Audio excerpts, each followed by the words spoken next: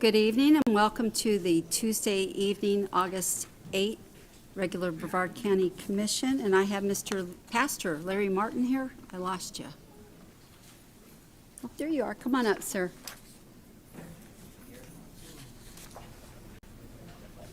If you would get behind the microphone and state your name and what church you're from. I'm thinking you're from First Baptist Church of Cocoa? Right. Okay. Larry Martin, First Baptist Cocoa. Let's pray. Lord, we come before you with thanksgiving. We thank you for being a God of love who is with us right now in this very room. We thank you for making us in your image and for the calling you've given each of us to be good stewards of your creation and to love our neighbors as ourselves. I thank you today, Heavenly Father, for these your servants, our government officials, and I give thanks for the lives of service they've chosen to live on behalf of each of us here. We come here today, each with our own burdens, joys, and hopes, knowing that you alone hold the key to our peace and fulfillment in this life. Help us, Lord, to trust you more. We're reminded of the Apostle Paul's teaching to the Romans that those in authority are first and foremost your servants, and that honoring you and doing your will is their highest purpose. And so, Lord, we pray that you would be glorified through the decisions made by this body, and we pray that we would have the foresight to see the many ways in which our lives are interconnected and how the common good is upheld when we care for the most vulnerable among us. We pray that your will would be done right here in Brevard County as it is in heaven. We ask that you would grant us the wisdom and strength and courage to do what is right and good for each citizen, and that we would put the interests of others above our own. May we be good neighbors, always acting with your love for the common good. We ask all of this in the powerful name of Jesus, whose perfect love sets us free from all of our fears. Amen. Amen. Thank you, sir. We have a quorum, so I'm going to call the meeting to order. Commissioner Goodson. Stand, please. I pledge allegiance to the flag of the United States of America and to the republic for which it stands, one nation, under God, indivisible, with liberty and justice for all. They moved our flag on us, so I know you're wondering. It's good to have you. It's good to have you. I think I was supposed to move it back. I'm sorry. Mr. Feltner and his practical jokes. It's good to have you here with us tonight. Real quick, item I-5, which was waste management, they withdrew their request to raise funds. So if you're here for that, just so that you know that the funds are going to stay the same, there's not going to be any change in that. And we are going to move to minutes for approval. Can I get a motion to approve July 13 meetings? So moved, Madam Chairperson. Thank you. I have a motion by Commissioner Steele, a second. I'll second. Second by Commissioner Feltner. All in favor say aye. Aye. Opposed, passes 5-0. We're moving into resolutions. Okay. And, Madam Chair. yes, sir. She's going first. Yeah, you're going to read it. I'm Yeah, going to she's make going to comments. go first with hers. Oh, okay. Sorry. I'm sorry. I thought mine was first. It was. Okay, but Madam Chair, please. Thank you, sir. Do I have Miss Lewis and Miss Toledo here? Hi, come up, ladies. Thank you for all you do educating our community. I'm going to read this, and you're going to have a few minutes to speak on it. Whereas infant nutrition is a public health issue and critically important during the natural disasters and emergency situations, breastfeeding provides safest, most reliable, and renewable food source during such times.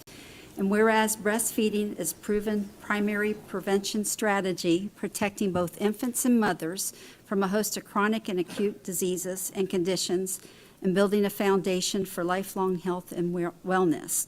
Whereas the Florida Department of Health and Brevard County, in conjunction with Supplemental Nutrition Program for Women, Infants, and Children, WIC, recognizes that it is vital for families to make informed decisions about the health of their infants.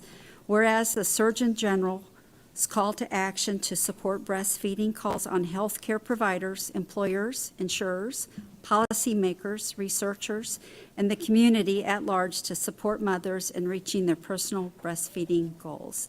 Now therefore be it resolved that the Board of County Commissioners of Brevard County, Florida, does hereby recognize August 2023 as National Breastfeeding Month. Commission, can I have a motion to adopt this? I'll make the motion. Motion by Commissioner Goodson, I'll second. second by Commissioner Feltner. All in favor, say aye. Aye. Opposed? Passes 5-0. Ladies.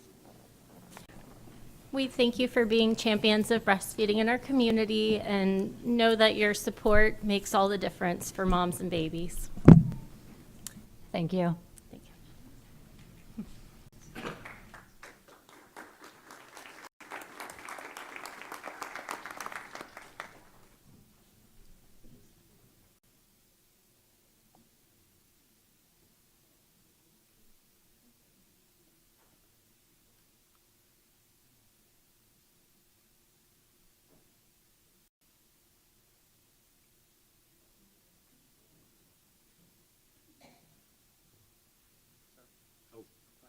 Okay, thank you, sir.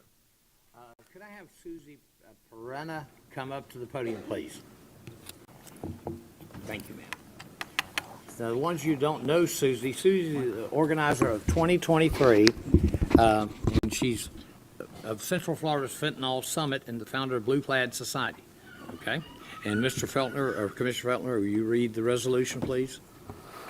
Whereas the Blue Plaid Society, Inc., an all-volunteer 501c3 nonprofit organization, in collaboration with Space Coast Health Foundation, is asking you to join us nationally to include state and local governments, schools, companies, and private citizens in recognizing National Fentanyl Prevention and Awareness Day, an event held on August 21st of each year in remembrance of the loved ones lost to illicit fentanyl poisoning. And whereas the proclamation acknowledges the devastation this drug has brought to hundreds of thousands of affected family members and friends, and whereas illicit fentanyl is a murder drug by Section 782.04 Florida statutes, and whereas fentanyl poisoning continues to be the leading cause of death for adults aged 18 to 45 in the United States, surpassing suicide, gun violence, and car accidents, and whereas, according to CDC statistics, there were 348 drug poisoning deaths in Brevard County and 7,827 drug poisoning deaths in the state of Florida in 2021, and provisionally, there are 146 drug poisoning deaths in the last 12 months ending April 2023, and whereas fentanyl deaths are classified as drug poisonings by the CDC, all citizens are urged to live poison-free, and whereas the community is encouraged to attend the Central Florida Fentanyl Summit, an event that will bring together experts and members of our community to educate and bring awareness to the current status of this crisis, and whereas through awareness of this day, Brevard County seeks to send a strong message to affected families that the county stands with them to help rid the community of illicit fentanyl. Now, therefore, be it resolved that the Board of County Commissioners of Brevard County, Florida, does hereby proclaim August 21st, 2023 as National Fentanyl Prevention and Awareness Day. Thank you, Commissioner. Susie, please. Thank you, esteemed members of the board. On behalf of myself, who lost my son and only child to fentanyl poisoning, and on behalf of all of the thousands of families that have lost their children and loved ones to illicit fentanyl poisoning, we thank you for recognizing this day. Each year on August 21st, we will hold that day to go forward and educate the community in our state about illicit fentanyl poisoning and how just 2 milligrams or even 1 pill can kill you, or can kill your loved one, or can kill your child. And that is the message that we want to spread. That is the education we want to spread, and we want to really get those numbers down. Florida is number 2 in the nation for fentanyl poisoning death. We follow California. They're at 11,000. This year we're at 7,000. Texas is next at 5,000. I would like to see us get lower. And we would do that by educating the public through the 2023 Fentanyl Summit. You have in your hand a invitation to come to it. It's on Monday, August 21st. There's some invitations back there, and we would really appreciate your support. And if you can come, it would be great. Thank you so much. I think we need a Thank you, motion. Susie, for your work. We need a motion. Okay, I'd like to make a motion to accept this. Have a motion and a second. All in favor, say aye. Aye. Opposed, passes 5-0. Yes, sir. Felder, you want to come down here? You can half of it, too. Come on. All right.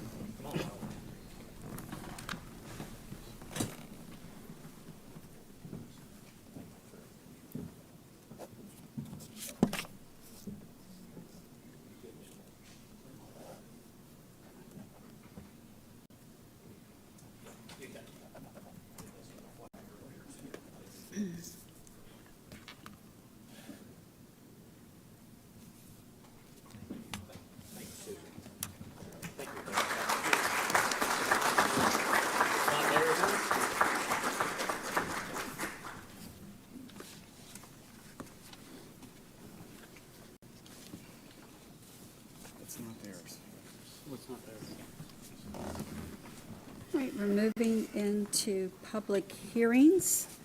I'm sorry, consent agenda. Commissioners, do you have anything you'd like to hold? I do not have any cards on consent. I think they need to trade. Okay, can I have a motion to approve the consent agenda? So moved, Madam Chairperson. Motion by Commissioner Steele, second by Commissioner Tabaya. All in favor, say aye. Aye. Opposed, passes 5-0.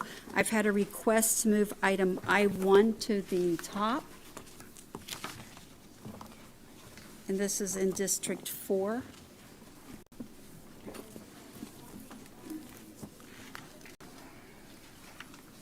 they going to read it? I don't know, I lost Frank. Okay, this is a performance bond in Pineda Boulevard. It's a very unusual evening. Here comes our manager. Commissioner Feltner, did you have questions? You had a, Mr. I don't. I think I was just Okay. waiting for them to read that. So item I-1, the performance bond reduction, Pineda Boulevard West Extension, segments F, G, and H, phases 1 through 3, District 4. I'll make a motion to approve. Second. Motion and a second. All in favor, say aye. Aye. Opposed? Commissioner Feltner and Commissioner Steele. Is that good? Okay. All right, it passes 5-0. We're going to go back to public hearings now. I have item G1.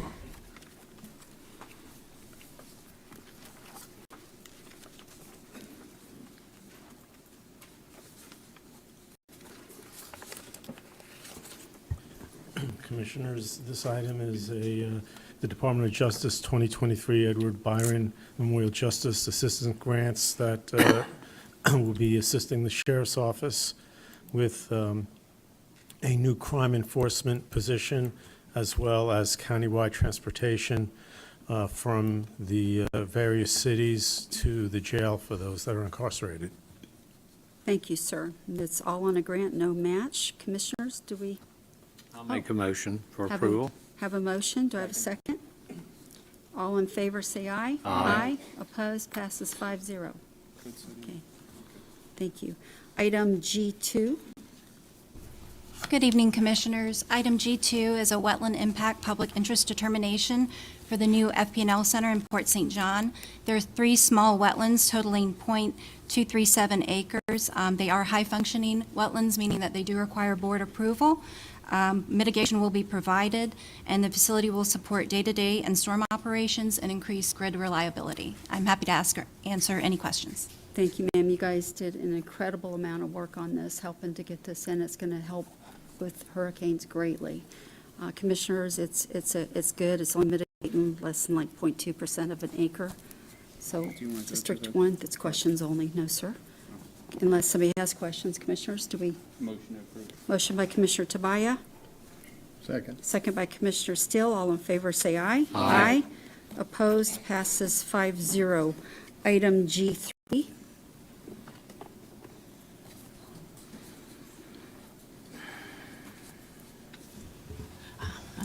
Good evening, Commissioners. G3 is a petition to vacate a portion of a 10-foot public utility and drainage easement located at 705 Casa Grande Drive in Suntree, District 4. The owner, the property owner, Yama Groff, has asked the board to approve the vacate because he has a screen enclosure, a pool and a screen enclosure that is located inside the easement, and he would like to, for the improvements to remain and remove the encroachment. All related county agencies and utility companies have been contacted, and to date, we've received no objections to the vacate. Commissioner Feltner, sir. Make a motion to approve. Motion by Commissioner Feltner. Second. Second by Commissioner Tobias. All in favor, say aye. Aye. Opposed, passes 5-0. Item G4, I do have some cards on this. If you would go ahead and read it into the record so everybody knows what it is we're discussing, and then we'll let the comment cards come up. Thank you. Good evening, Commissioners. Item G4 is a public hearing to consider an ad valorem tax abatement ordinance for L3 Harris Technologies Incorporated for Project Leo. The ad valorem tax abatement council convened on July the 25th, 2023 to review the application submitted by L3 Harris Technologies for Project Leo, and has provided the board with its recommendation of 100% abatement for 10 years. This evening, we have Mr. Edgar Camp of Halifax, Vice President of Business Development with the Economic Development Commission of Florida Space Coast, and Mr. Scott Gibbons, Senior Director of Operations with L3 Harris Technologies, to answer any questions you may have with regards to this item. Thank you. I think there was, I got a presentation, or is that if they want to do it? Okay, so I'm going to go ahead and do 2 public comment cards, and then if you'd like to present, we'll do it right after. I'm Miss Sandra Sullivan. Yeah. Good evening. Sandra Sullivan, South Patrick Shores. I've already spoken on this item in a previous meeting. I would like to add that I did a records request for past reporting, annual reporting from previous abatements that have been done by the county. To this point, I was very surprised to see there's no checks and balance, to see that the promises made by a particular entity are actually looked at as a checks and balance, that they deliver what they promise. And so while, economic development is really good, having a checks and balance to ensure that the commitments made for the number of employees that it will generate are actually follow through. Instead, the reporting is just that what they did in terms of improvement to the buildings and the resultant property tax discount that they get. And I would urge this commission from a fiscal responsibility side to implement some sort of checks and balance process, that the commitments that are being made are actually upheld by the companies in their promises that they are making to the county. Thank you very much. Thank you, ma'am. I have Mr. Scott Gibbons.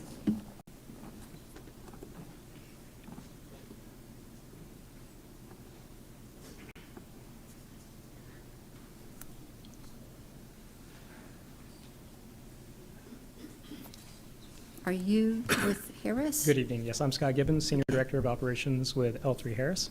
Scott, if you'd put the microphone a little closer, please. Yeah. Wait, did you have a presentation tonight? I just had a single slide, if you Okay. show that. Yes, thank you. Because I had a request earlier from you, so, okay, go ahead. So just a quick set of prepared remarks. I did want to acknowledge L3 Harris is here seeking approval for our ad valorem tax abatements.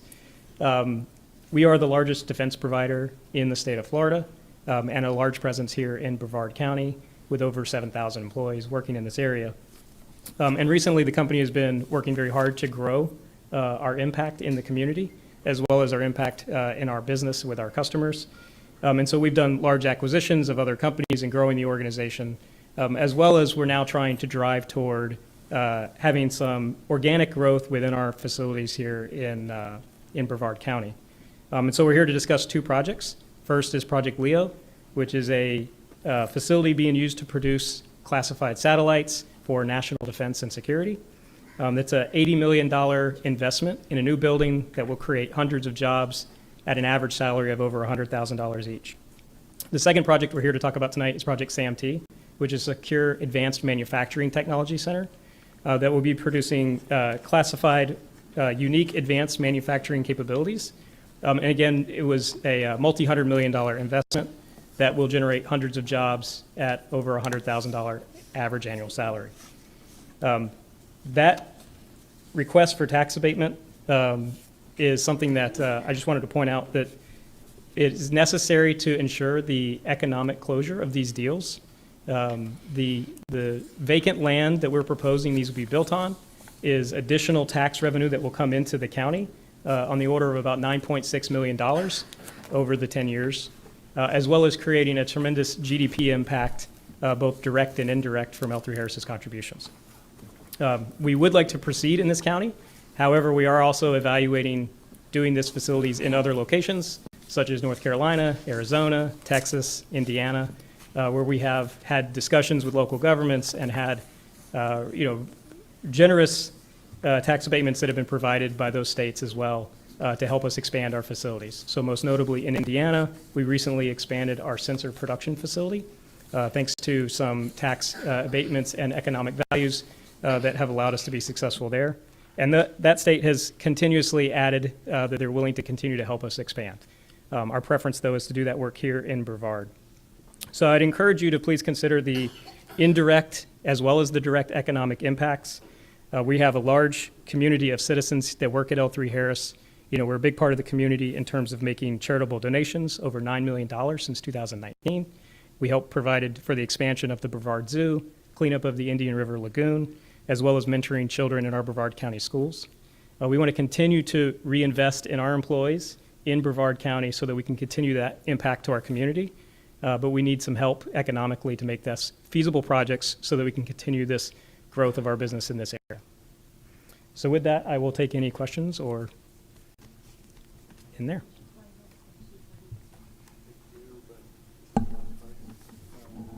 No, Eggers questions only, so we'll call him up if you have questions for him as well. So Commissioner Tobias? Thank you, Madam Chair. And I do have quite a few questions for Mr. Edgar. I'm sorry, I'm going to mispronounce his name, but as well as Mr. Gibbons, if that's okay. We have Mr. Palafax come up now then, sir. Is that good? Did I do well on your name? No. Good afternoon, Madam Chair. Edgar Campo Palafox with the Economic Development Commission of Florida Space Coast. We're here obviously supporting the applications on behalf of Project Leo and SAMT. We have been managing this project for probably the last year or so.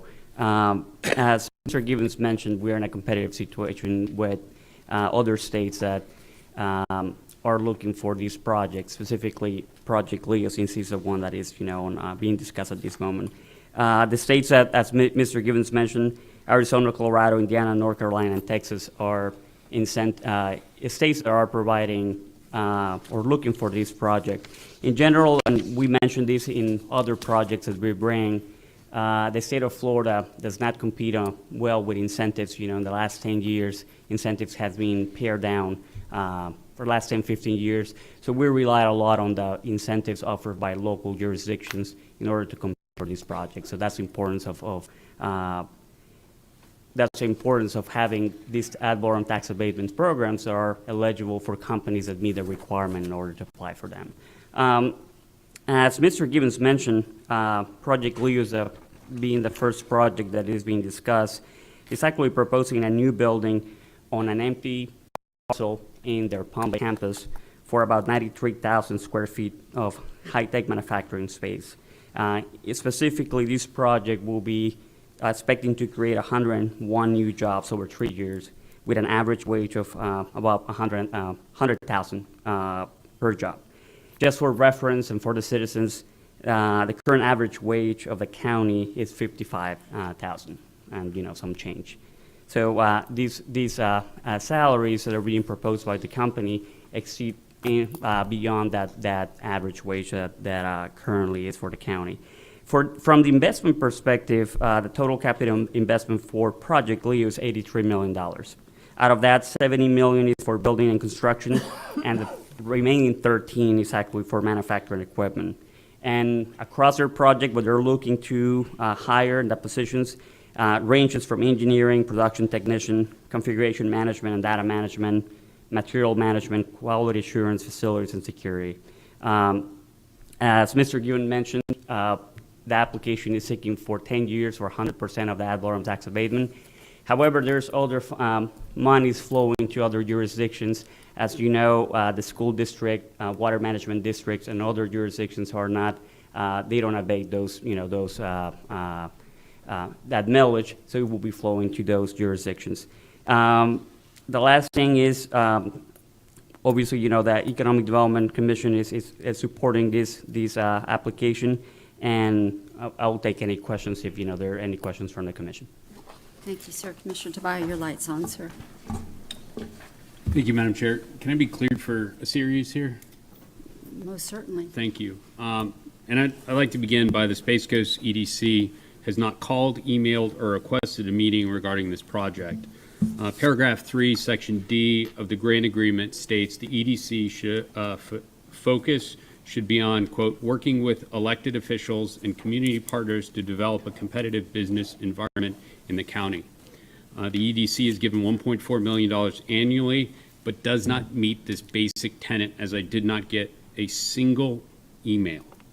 So many of these questions I'm going to ask could have been handled ahead of time, but the EDC did not reach out. So I'm going to apologize to Mr. Gibbons before I ask a series of questions, if you wouldn't mind. I got a slide up here. You brought slides. I did as well. Mr. Gibbons, I'm sorry. Can you come up to the microphone? According to SEC proxy statements, is it fair to say L3 Harris Technologies in 2019 had gross profits of $2.3 billion, in 2020, $2.5 billion, and in 2021, $5.3 billion. Is that a fair statement? Yes, I think it is.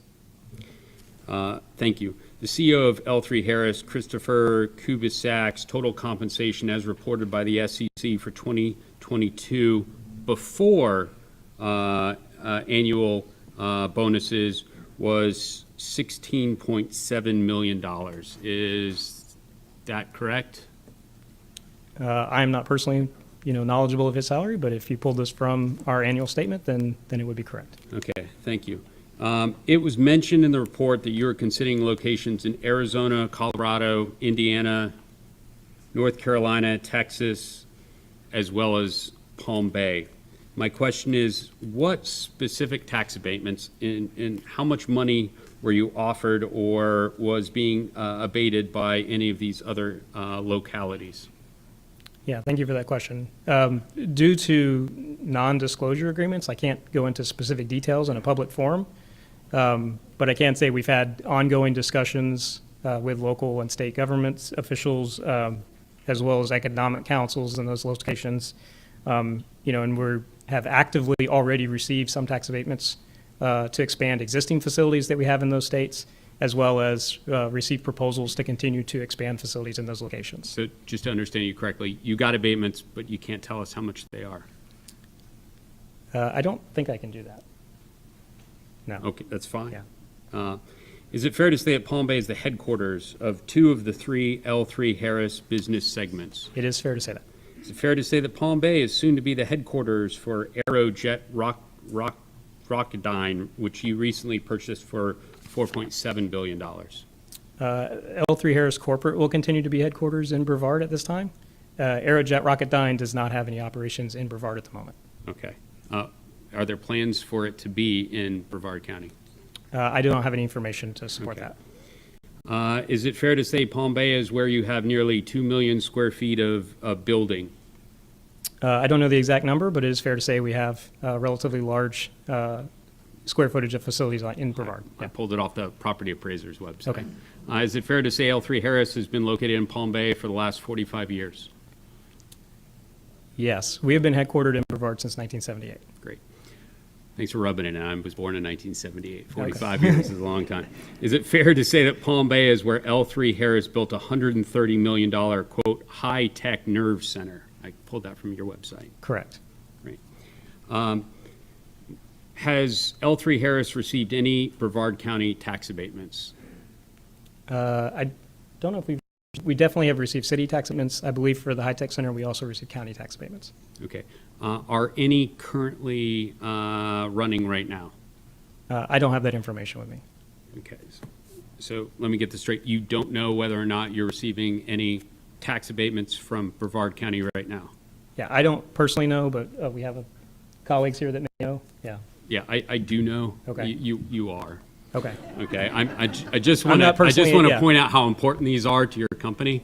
Yeah, and I think you're so these next questions, Madam Chair, would go to the EDC, if that's okay, Mr. Edgar. I'm going to screw up your last name. I apologize.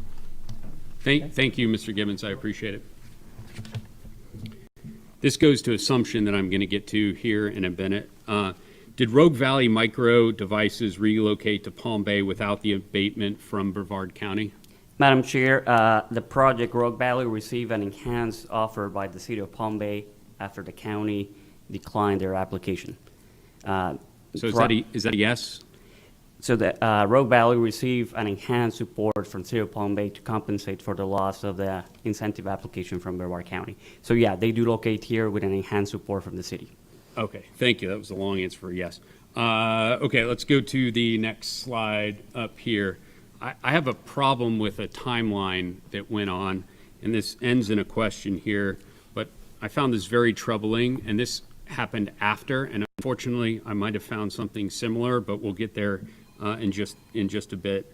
On December 22nd, the timeline's up here, it's very important. The the board authorized the Space Coast EDC to conduct an economic impact study regarding tax abatements for Rogue Valley Micro Devices. The ordinance presented at the January 24th, 2023 board meeting clearly stated, quote, RVM has informed Brevard County that it may either purchase the property or lease the property in the future.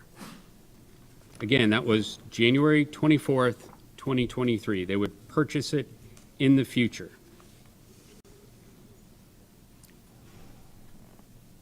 I've got some property appraiser information up there. I'd be glad to have a copy here if you need it. Are you aware that that property was actually purchased almost a month previous, according to the property appraiser's website, on December 30th, 2022? So my question is, one of two things happened. Either the EDC was negligent and didn't know this information, or two, you were being dishonest, considering that Rogue Valley purchased the property before you came and told us that if they didn't get the incentive, they wouldn't come here. So was it that you were negligent, or was it that you were fibbing? That's a nice way. It had to be one of those two. Which one was it? Madam Chair, the moment when we brought the application forward for Rogue Valley Micro Devices, the company did not inform us that they executed their option to purchase a building. Later, we became public record, and we found out later after the second hearing when the application was denied.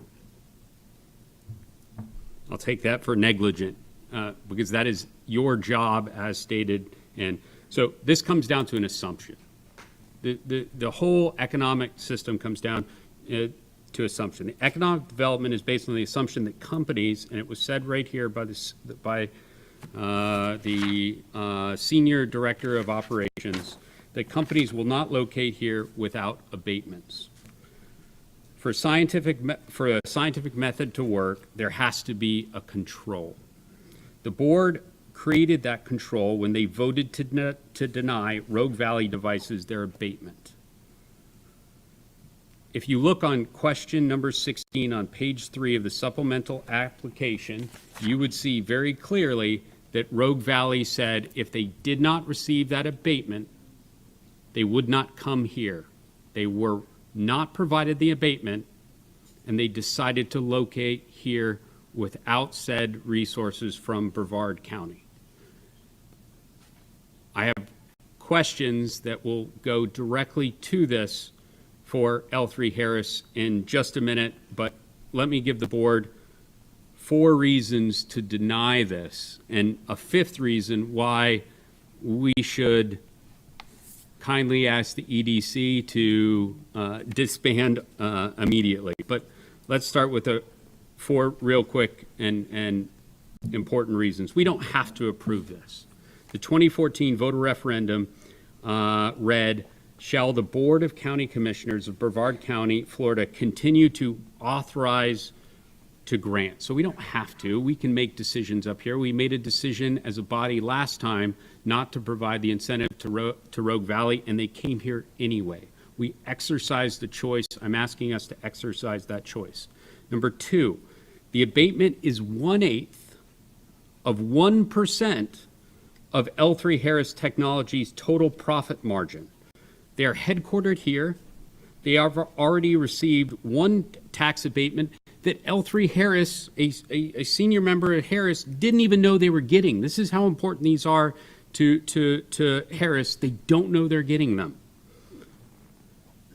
To put that in perspective, L3 Harris's gross profit is larger than the entire county budget by a factor of 2.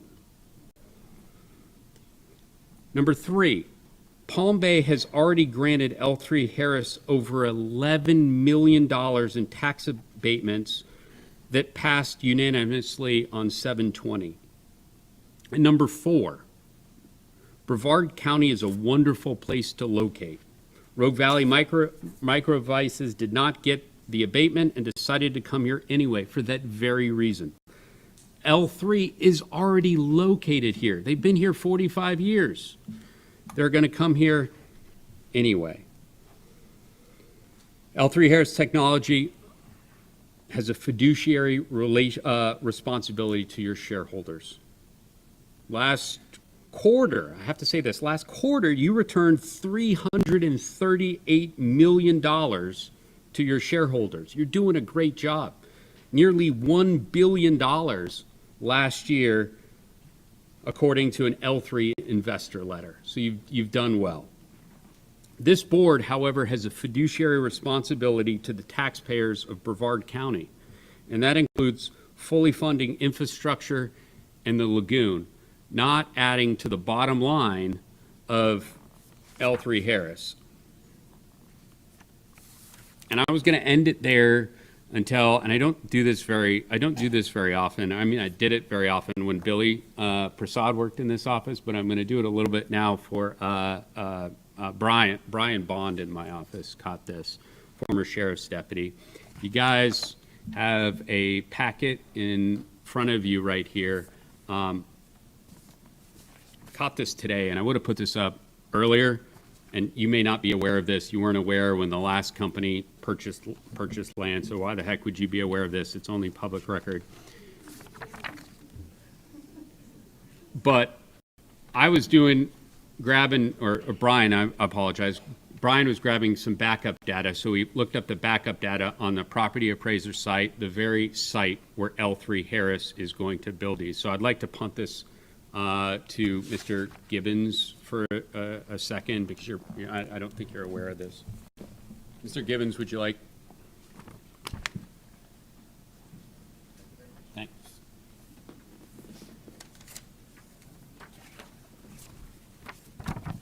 Mr. Gibbons, is that, it says owner L3 Harris Technologies, is that, to the best of your knowledge, the property that you're looking at potentially constructing 2 new buildings?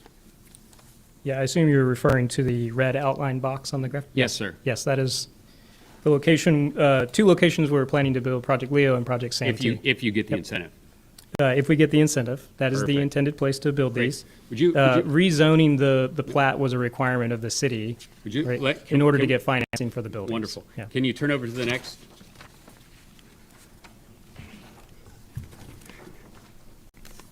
It's a notice of commencement. So I had to look up what a notice of commencement is. Notice of commencement is, quote, a formal publicly filed in county record to signify that a construction project is beginning. I have two notices. Actually, there were three. I left one out for a structure that you were going to build to manage this project. But you have a notice of, and now we all do, by the way. And the scary thing was this was just filed on the 18th. Sorry, filed. This was just notarized on the 18th.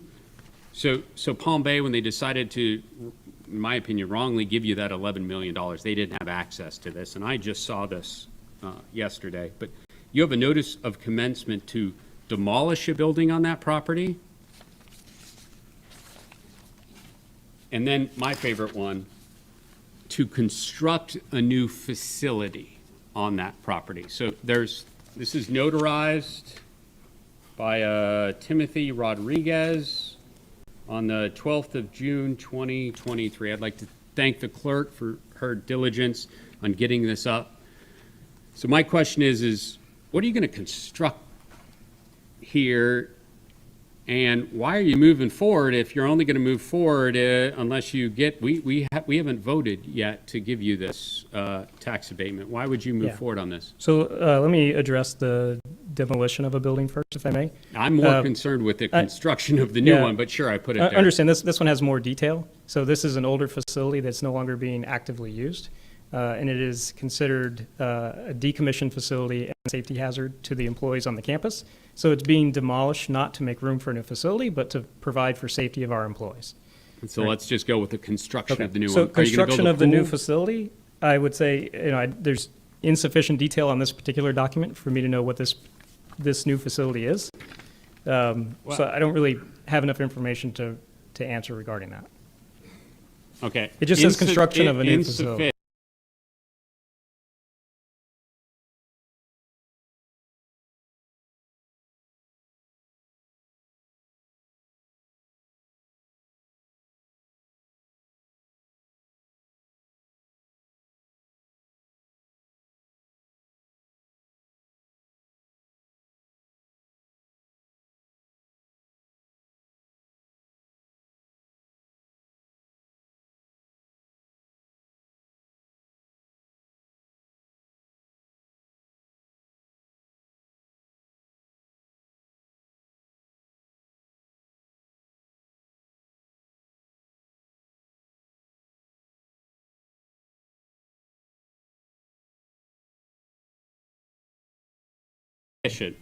For helping with us with design services for building, but the physical location has not yet been decided. Why would you design a building for a piece of property that you don't plan to build on? Yeah, so I would say the buildings are being designed generically to fit in a certain size of space that we need for manufacturing activities.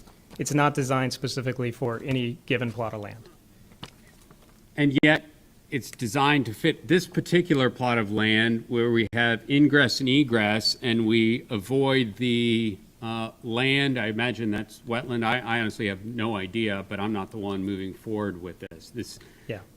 I would say similar to other locations, other states we may be evaluating, right? We have They to have do- the exact same plot of land with we- water we in are the re- same Well, we are places? required to secure third-party financing in order to pay for these deals. And as part of that, we had to rezone facilities so that we can go out and get that financing attached to specific tax lots, right? Different parcels. Madam Chair, I mean, if it walks like a duck, quacks like a duck, it wants $18 million of taxpayer money. I tell you, what I would like to do with this, and I'll throw a motion out here because there's a lot of questions. I'm sure. Sure. I throw a motion to continue this till 8/22. I'd like to deny this, but maybe you have some good explanations. I know I would have loved to given you more, but EDC didn't ask for a meeting on this stuff. They didn't send an email. and I'm sure they've done you a disservice the same that they have done me. So, that will be the motion to continue it till 8:22, and we get some more information on that stuff. But thank you for the leeway, Madam Chair. And just to be clear, this was on both of Project Leo and Project SAMT, so I won't be doing the same thing over for the second one. There's no difference there. Mr. Gibbons, thank you so much. I appreciate it. Commissioner Steele? Yes, thank you very much. I've got a great deal of respect for Commissioner Tobias. I think that probably one of the reasons why EDC nor Harris came to visit him is because they already know what his answer would be. His answer is no. His answer is no. His answer is no. He does not support EDC. He does not support abatements of taxes, and I respect that. I get it. Now, let me tell you something. In 1950, a company by the name of Radiation came here. And when Radiation came here, it started growing. It was the lifeblood of this county. It continued to grow. It continued to do things that were absolutely worthwhile for this county. I don't know what Microsoft Rogue Valley has to do with this at all, so that, in my opinion, has nothing to do with it. By the way, I did talk to Jessica Gomez today from that company, and she was highly upset that they didn't get an abatement. She was pleased that she got one in Palm Bay. I doubt very seriously if she would come back to ask for an abatement now, knowing that she didn't get one then. But let me assure you that everything that Commissioner Tobias said about the amount of money that L3 Harris made is true. And oh my God, we want that to go someplace else? Are you kidding me? This is the lifeblood of this county. The Harris Corporation has done everything, L3 Harris Corporation has done everything in its power to make this a community that's tremendous. We're talking about over 200 jobs, over $200 million worth of investment into this county.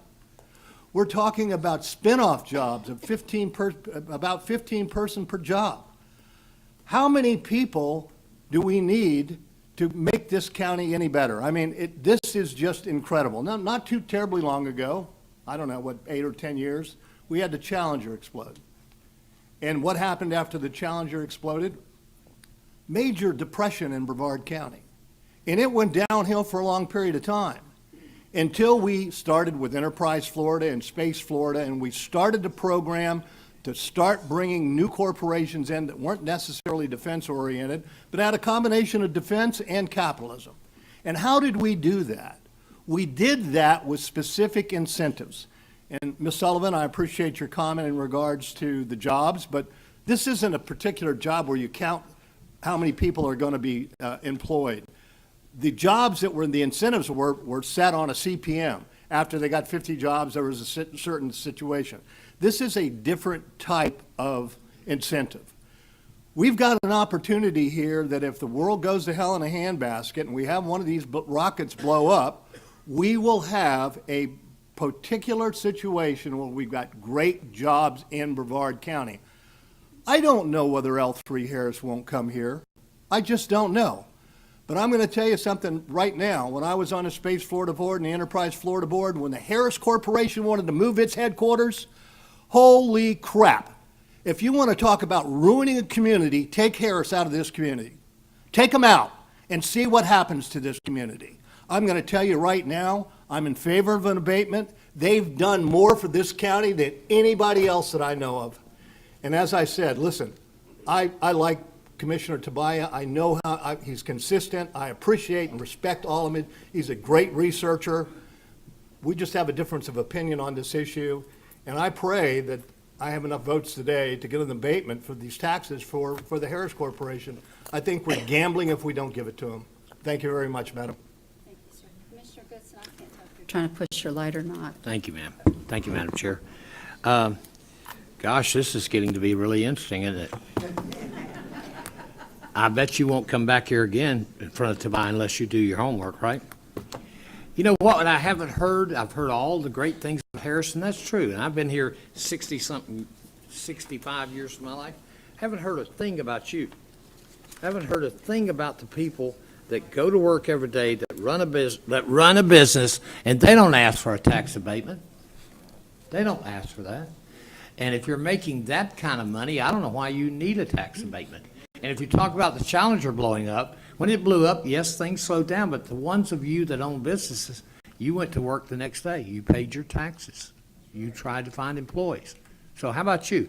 I must compliment both of our commissioners up here. If you know anything about John Tobias, you better come prepared. And if you know anything about Steele here, Commissioner Steele, he's very passionate. Now, that being said, if there's a motion on the floor, is there a motion on the floor right now, Madam Chair? I was waiting for public comment from Okay. us first. All right. Well, I get concerned when people are making that kind of money and then want more money. And if you were to go to pay your taxes today and you couldn't, I wonder how the county would treat you. Would you get an abatement? All right. Thank you. Okay. I'm going to jump in here, and you guys, I'm sure you've been here long enough that you went through the great decline of the bank mess and the real estate mess, and that's when I started getting into this stuff, is watching the hard time that we did, and we didn't do a good job insulating ourselves as far as having different types of businesses move into the area. And I don't know about how you guys handled it in the south and whatever, but in north, we were hungry. Every third house was vacant. You know, we were so relying upon the space industry. And I'm an accountant, and so I got involved in this to try to figure out ways to stimulate income. Because let me tell you what, if you don't make it an investment, you don't get a return. I don't know if any of you guys got any refund on the gas lately when they gave out the shares of stock, but if you don't own any, you didn't get one. So anytime you're looking for any kind of a return on investment, you have to make an investment. So what we have to do is look at those things that are great investments. Now, if I'm correct on this, the abatements, they're not money that we're paying to them, they're money that we won't be collecting.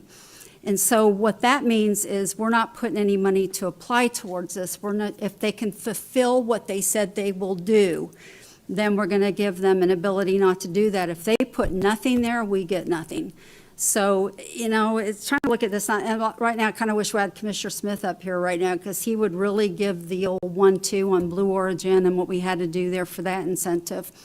And that really helped stimulate North Brevard, because it started bringing a lot more of the space-related, as far as building the satellites and all those things in it. And it really helped bring North Brevard back into the game here. Otherwise, the rest of the county would be still really supporting a lot of North Brevard issues, because we just didn't have the jobs. And the small businesses, I agree, they're great. But there's only so long we can keep moving the same dollar around the city. So we have to have these industries that come in that bring the money in from other parts of the nation so that we get new money in here. And you know what, guys? From all of the wisdom of the people that were up here before me, and they were a bunch of smart people, they brought in good investments. Brevard County recovered faster than actually, Brevard County was #1 in the nation as far as business growth through that time period when we went through all that COVID mess. So we've made some good decisions in the past. I wish I could take credit for it, but I can't. But I studied them and I learned. And so I believe this is another one of those. This is Department of Defense. So you guys, you know, other things can have problems, but I have a really strong feeling Department of Defense is probably never going to have any issues. So, and let me tell you what, there is going to be, we're not making noises out there, none at all. And by the way, when we have the cards come up, I'm going to ask y'all not to boo or cheer, just so everybody feels comfortable saying what they want to say. But just from looking at the economy, guys, it's been good. We've had all these ARPA's funds, these CARE funds. I mean, government's been throwing out the cash. We're about to pay the price on it soon. And we're going to leave it with the other guys when we go to try to figure this out. But it's coming. There's going to be that cycle, and we're going to fill it. So looking at this, I think it's a project that will insulate the community later when that comes. Because I'm a mom and a grandmom, and I want you to be able to feed your families at that time and not have to move out of the area. So, Commissioner Steele, you do have my support on this, sir. Plus, it's in your district. And so you're the one that would have to, you know, what it's, that your community's like up there. If you guys, if you're up in District 1 and I can help you, I'll take you with both feet in, because I'm doing anything I can to keep our people working and being able to feed their families, because I just don't want everybody to have to be on welfare. I'm just over it. So thank you.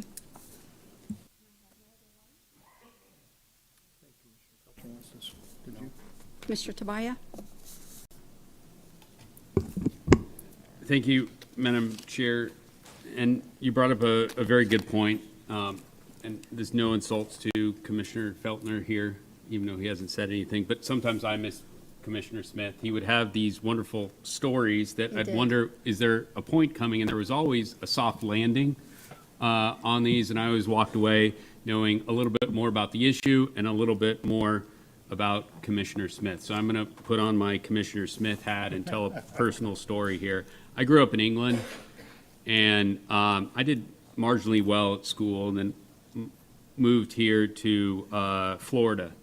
And I was in 7th grade, and the report cards came out. I got some A's and B's. My brother, a local doctor, of course, got always straight A's. But I saw these kids run to their parents after, and they would get money for an A and a little less money for a B. And I'd never seen this. This didn't happen in England. So I'm like, man, I'm missing out. So I went to my mom and dad, middle class, and had money.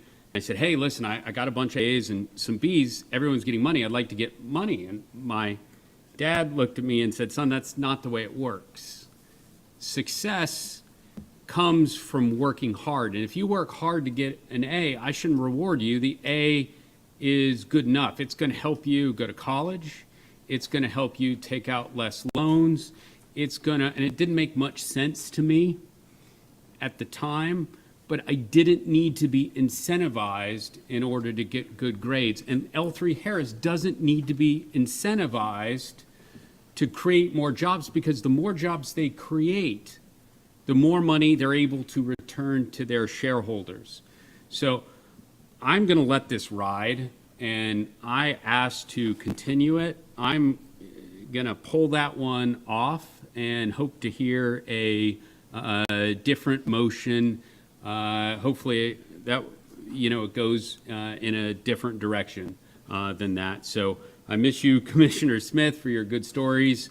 And I hope that we act in a responsible manner and go in a direction that L3 Harris does extremely well, just not on the back of small business owners and taxpayers. I'm kind of impressed that you got A's and B's. There were some C's. Come on, I thought for sure you'd get all the A's. Commissioner Feltner. Madam Chairman, I'd like to make a motion. By the way, I majored in drama and politics. I'd like to move that we approve the tax abatement for L3 Harris. Did you want to hear first where Commissioner Feltner is? Commissioner, I didn't think Commissioner Feltner wanted to talk, He but was I would getting love ready to hear that. To push in. Please. So, yeah. Actually, I was going to say to Commissioner Tobias that growing up in England, you should know how to drive a manual transmission. So something bad happened there. I voted against this before on the application process, and not because I don't think you're a wonderful company. And I'm happy to help you with anything else that I possibly can. I just know that we've got real serious economic challenges headed our way, and for that reason, I can't vote for it. Can I ask one of you a question real quick?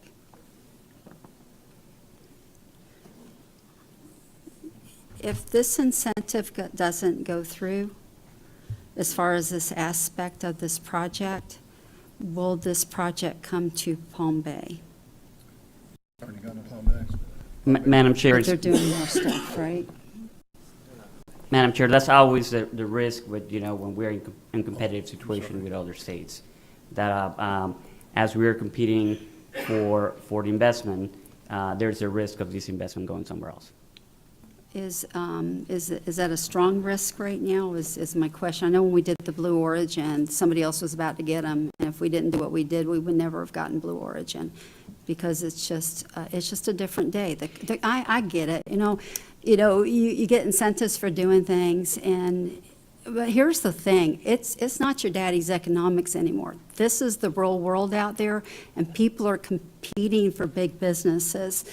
And it's just like, you know, well, I won't go down that route. I was tempted to do a house analogy like Commissioner Tobias did, but I'm not going to do it.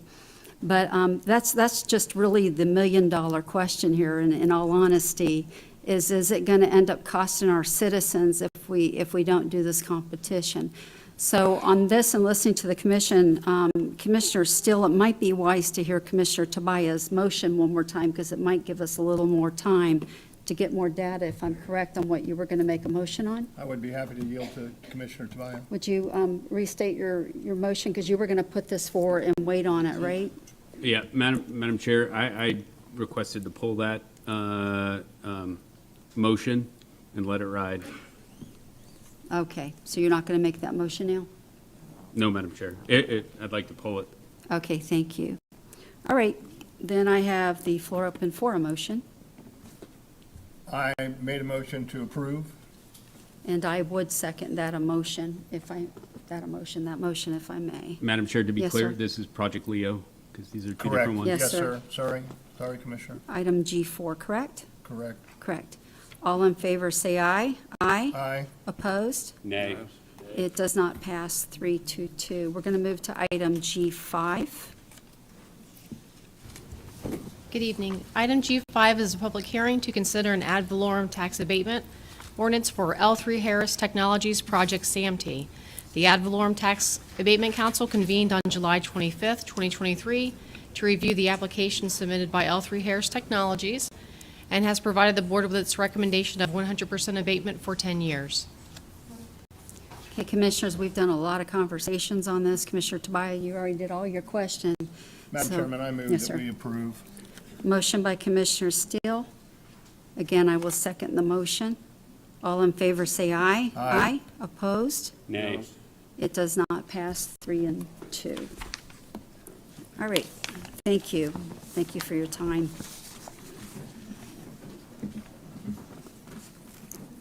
Okay, we are moving to item H1. We have a few cards on this, and I just want to start out with, there's been a lot of information out there.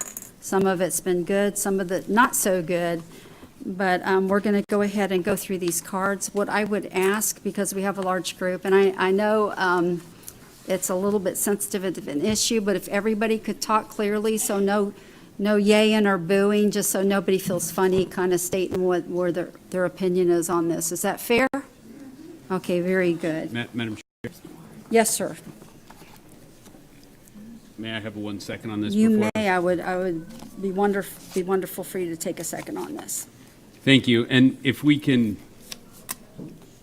give the audience our 2 seconds on this, this may help with some of the comments. They can direct them in a certain direction. So I just wanted to lay this out where I was at this time. Of the $40,000 approved on March 7th, 2023, the county has currently spent roughly half of that, $22,300. I have been contacted by numerous citizens regarding this study on both sides.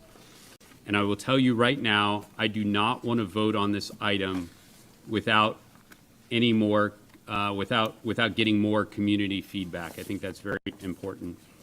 So under Section 1B4 of the contract, it states, at the request of the county, the consultant will make up to 3 public presentations describing the feasibility study.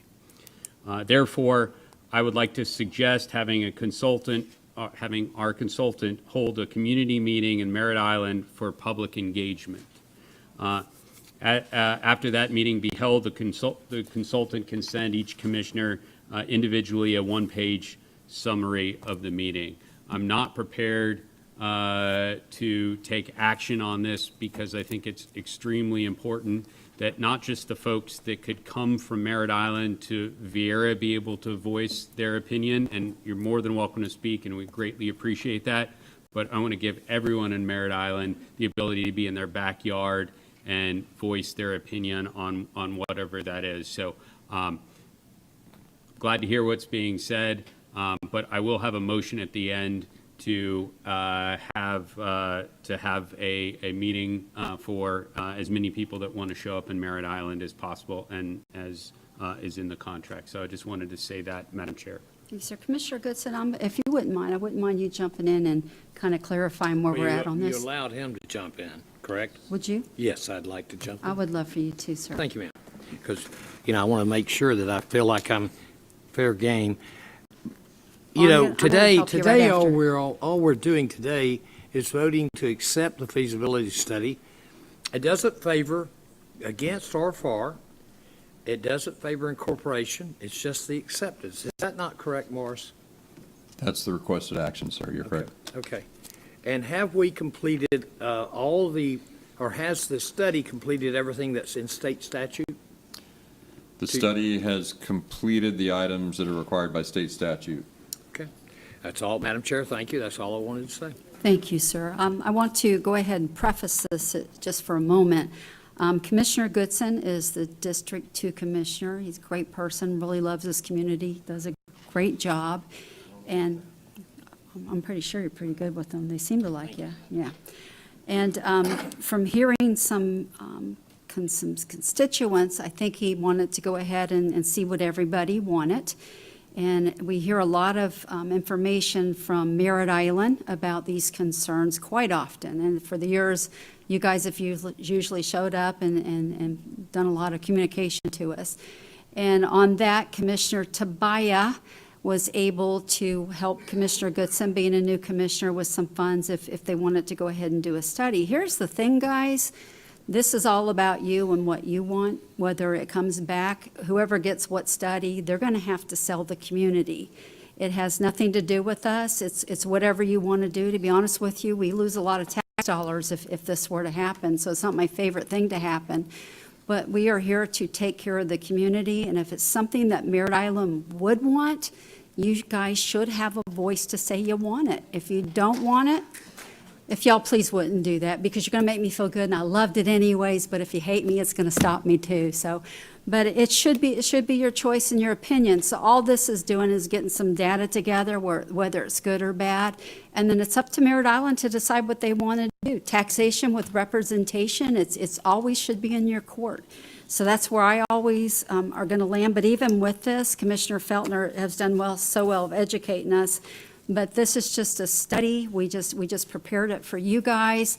It's got other places it's got to go, and it really has nothing to do with us after here. But I hope by the end of it, it's what you guys would like to do. Commissioner Steele? Thank you very much. All this is fine and dandy, but the problem is that no matter what the study says, we've got a state representative, Tyler Soroy, whose district it is, that is absolutely opposed to doing anything at all.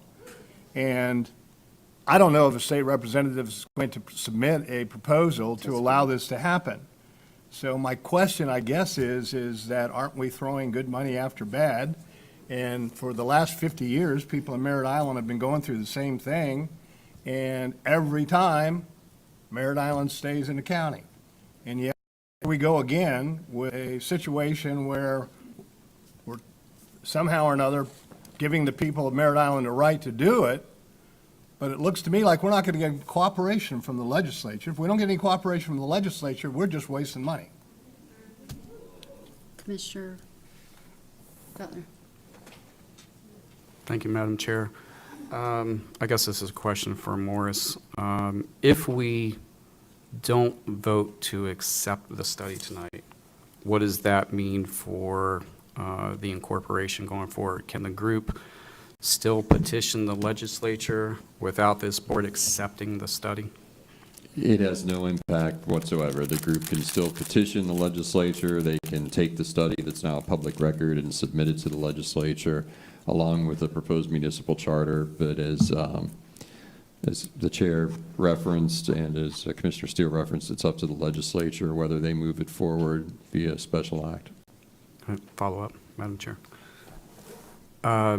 So what monies do we owe the consultant at this point? Do we need to vote to accept tonight in order to pay him the last bit, or is that already taken care of? What's the situation there? His invoice either has been paid or will be paid regardless of acceptance, so that has no effect. The only fiscal impact tonight would be if the board took Commissioner Tobias' recommendation of scheduling an additional public meeting. That would be at additional expense at the consultant's hourly rate.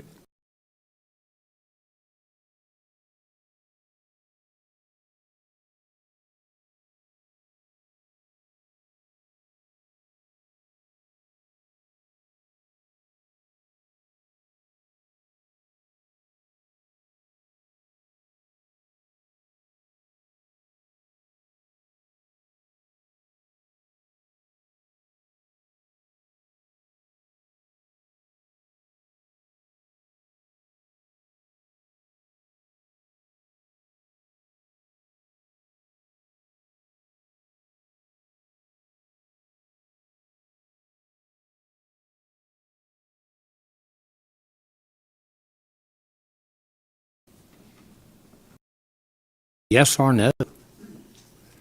You elected Tyler Royce, but yet he's saying you're not smart enough to vote. I don't care if you vote no or not. I live in Rockledge. I live at the southern end of the district. And when I said I don't care, I meant for you to understand, I don't care how you vote, yes or no, city or no city. I greatly care about Merritt Island and you. So that all being said, Madam Chair, I would make a motion that we accept it because we've already paid for it. And if we go along with the additional meetings, then we're going to have to pay an hourly rate. It doesn't imply that you're for the city or you're not for the city. It just means we're accepting the report. Thank you, Madam Chair. Thank you. Second. Okay, I am still going to go through cards in a little bit, Okay. but I have a first and a second. And Commissioner Feltner, do you have something for discussion, sir? I have, just to clarify. Okay. I understand that my friend Representative Soroya doesn't want to carry this bill, but couldn't another member of the legislative delegation be the sponsor of a local bill should the delegation decide to move that forward? That's possible. The inner workings of this, once it goes to the legislature, are a little arcane to me. I'm not sure when it gets to the local delegation whether they take a vote and a majority of them can move it forward, or whether it needs a sponsor from each house from the local delegation. I don't know those workings. We haven't had one since 2006 with the Grant Valkyria Incorporation. With respect, we have some former members here. My recollection is, having worked for the legislature, is that somebody else could, from the delegation, could carry it. It would be an impediment. That's agreed, but I don't think that kills the issue just because one member doesn't want to sponsor it. Fair enough. Good education tonight. So I have a motion and a second to receive the report. All in favor, say aye. Aye. Opposed? I'm going to do the cards still. Opposed? Commissioner Tobias, yea or nay? I'm sorry. Yea, okay, passes 4-1 to Commissioner Feltner in opposition. I do want to just mention, we're going to go through these cards, but guys, this is just housekeeping. You're going to have the report. Go do what you want with it. It's up to you to sell it or whatever you want to do. You live there. It's really up to you to do. I'm not going to come into your community one way or the other. It's whatever you want. Sandra, don't do that. Whatever you want, it's totally up to you with what you want to do. And that is the America we live in. You guys get to figure it out and vote on it. And I don't know if it's good data or not. You live there, you'll have to read it and figure it out, but nobody's going to force you to do anything you don't want to do. Commissioner Goodson, you ready for cards, sir? Just one comment. I want to caution you on how you look at this. You're going to trade 5 of us up here for 5 closer to home. So be careful what you want. Because, you might not like those 5 as well as you like Commissioner Spire. Thank you, Madam Chair. I've talked more in this time than I've talked the whole 7 months, and I don't intend to talk anymore today. Okay, we're going to hold you to that. Yeah. All right, Miss Diana Locklear. Hi, ma'am. How are you, ma'am? Hi. I've been here since mid-50s, and except for 10 years because of the Apollo moon landing on our transfer, my dad's transfer. I've lived here my entire life, minus 10 years on Merritt Island. And there's the Merritt Island Preservation Committee that really should be called the Merritt Island Development Committee, because I don't see any kind of preservation of Merritt Island in what they're attempting to do. And there's no representation of me. There's a statement, the last sentence on page 18 of the feasibility study, and it's listed as, how do you view the governance of Merritt Island as presently being provided by Brevard County? And it said, this should be sent to every property owner and not sneaky like this. And that's exactly how I feel. This has been very sneaky. It should have come to the voters first. It didn't. And then it should have come here. And it wasn't done that way. There was no straw poll. There was no discussion. And then in the Brevard newspaper, the Florida Today, Barber, Andy Barber, when they finished talking about how our House representative is against this, Barber said, I'm going to do some politicking with other members of the Brevard County delegation to the Florida legislature to seek their support, as well as reaching out to mayors in Brevard's 16 existing cities and towns. That sounds like a threat. That sounds like, they're going to do whatever they have to. And he claims to have no skin in the game. I don't buy it. And, they want to turn wetland into riverwalks and commercial entities. I don't think so.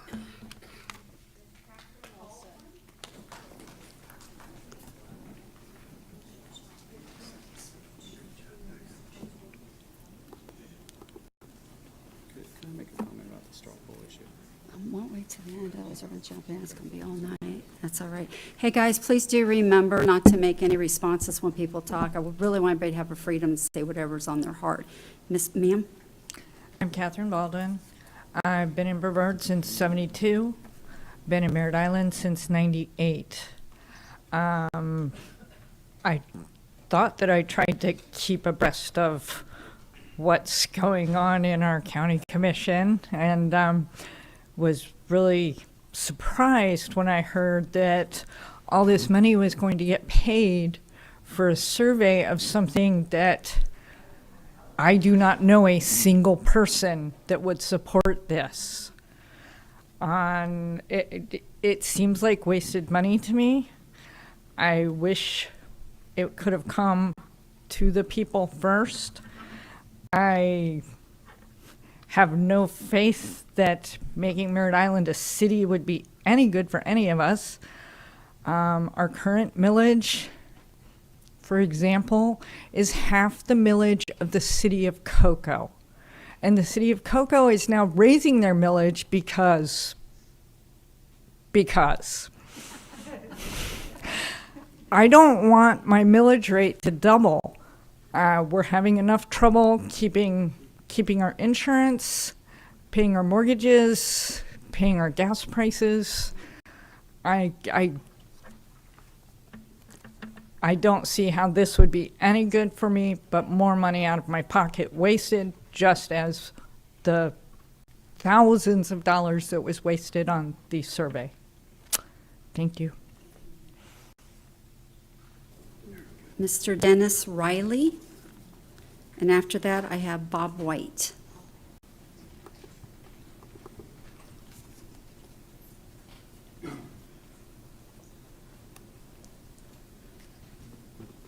Hi, good evening. Dennis Riley. I've lived on Merritt Island since '98 when I retired from the Navy.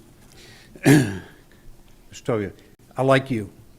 You did your homework, you looked at it, you held these guys accountable, and you caught them, and you were ahead of them. I hope you do the same thing for this.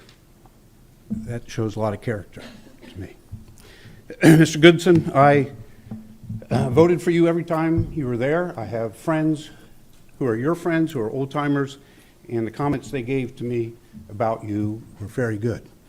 I hope, in this case, you live up to those comments. Sir, I need you to address the chair. If you wouldn't mind. Excuse me. Thank you. Well, I'm used to looking at people in the eyes who I'm addressing. You got me. Okay, thank you. So I think that, let me get caught back up. Yes, so I hope on this issue, Commissioner Goodson, uses everything I've heard good about him and investigates this and does everything for us that is right. His answer up front was to vote for it now, I thought was premature. I thought your vote was premature before you heard from us. There should have been more on it. And Mr. Goodson, do you have a paving company? No, sir, you have to address the chair. A paving company or a construction?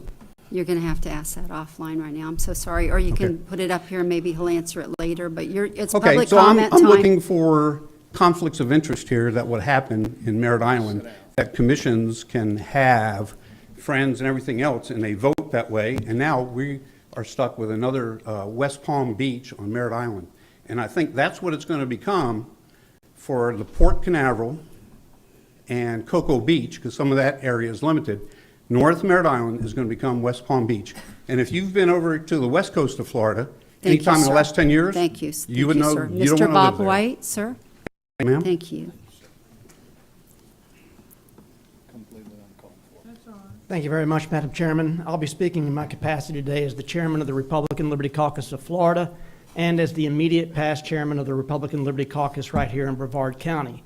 We exist as an organization to hold our party and to hold our elected officials, elected Republicans, accountable to the three Jeffersonian principles of personal liberty, limited government, and free markets.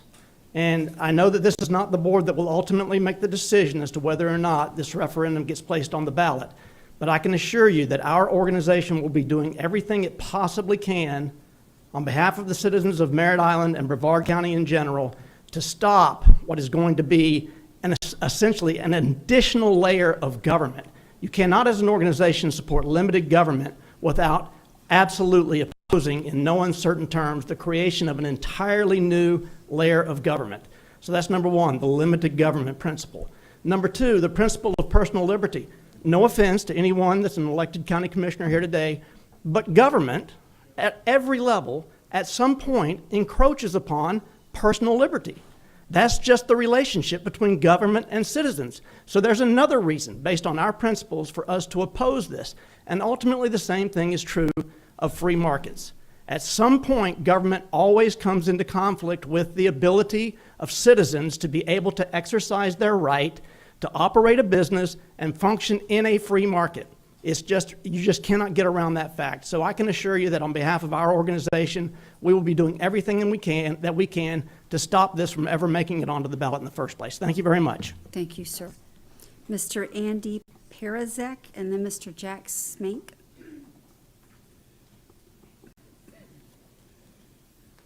Thank you. I'm Andy Perazek, Merritt Island. I have been there just for a few years. I've been in Brevard since the 80s.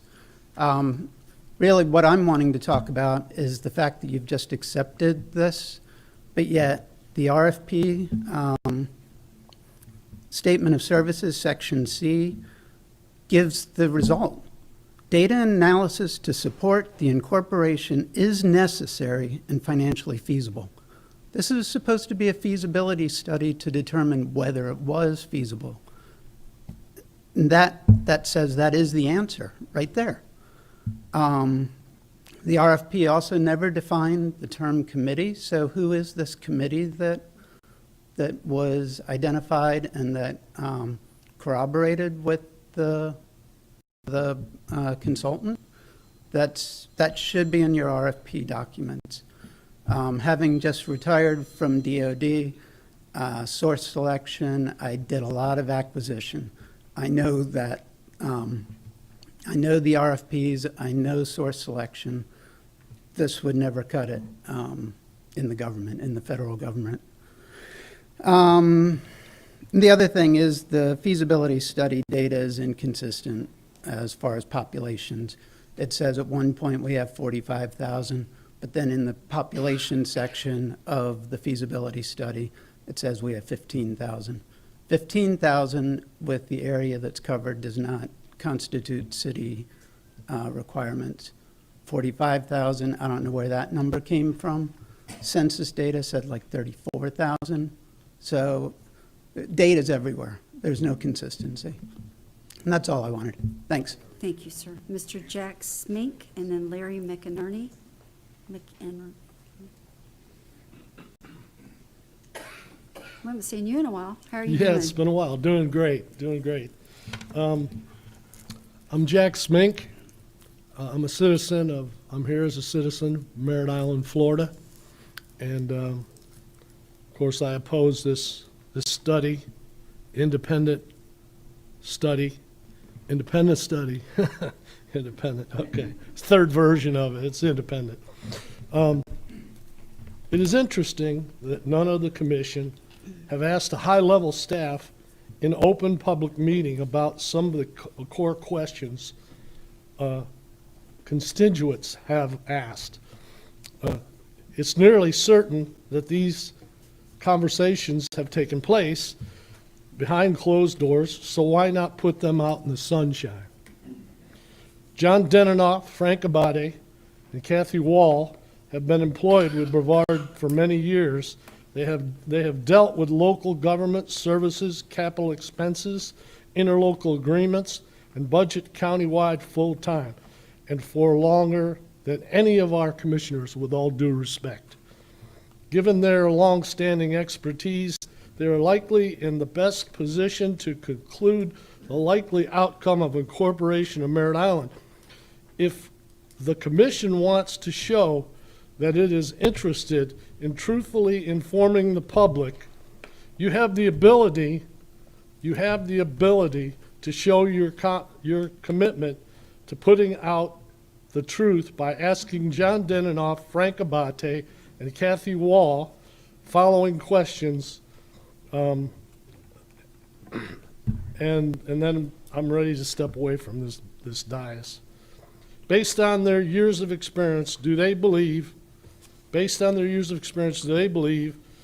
that the actual dollar cost? Thank you, Mr. Smink. More taxes, more time. Mr. Larry. That's all I can say. McInerney. What a sham. After that, I have Mary Walkers. Hi, how are you, sir? Hey, Larry McInerney, Merritt Island, 20 years. I want to know why our tax dollars were used to pay for this. It was requested by private concerns, developers, not by citizens. This was all done behind closed doors, sneaky, in comments. The whole thing stinks. Reminds me of a scene from Blazing Saddles. If you remember, what's his name? Harvey Korman's character. He says, how did land grabbing. Oh, see, snatch. That's what we're doing. We're trying to snatch land. It's sneaky. It's just sneaky. The developers, the people that requested this thing, should be the ones that paid for it. And if that were done, it would probably be a lot better documented in the first place as to what the outcome's supposed to be. I mean, it's a joke. It's incomplete. How can you accept something that's so incomplete? Enough said. Thank you, sir. Miss Mary Watkins, and then I have Miss Jen Parrish. Miss Mary Watkins? Thank you.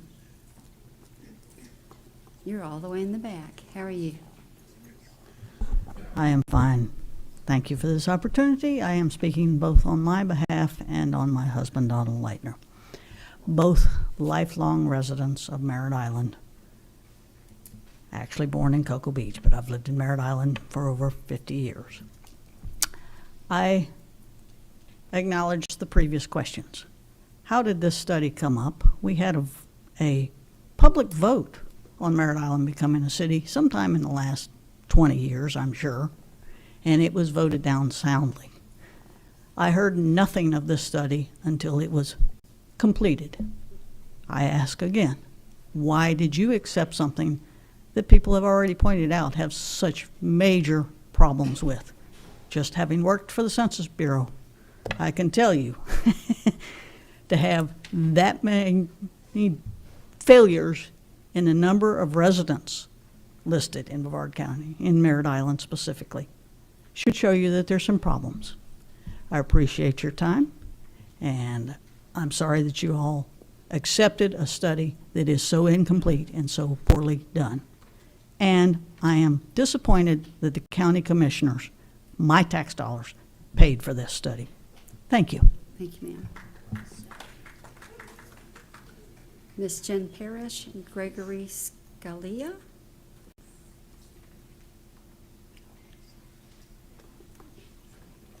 And real quick, just because we received it, guys, doesn't mean we liked it. It means we just acknowledge we now have it in our hands, if that helps. Ms. Jen?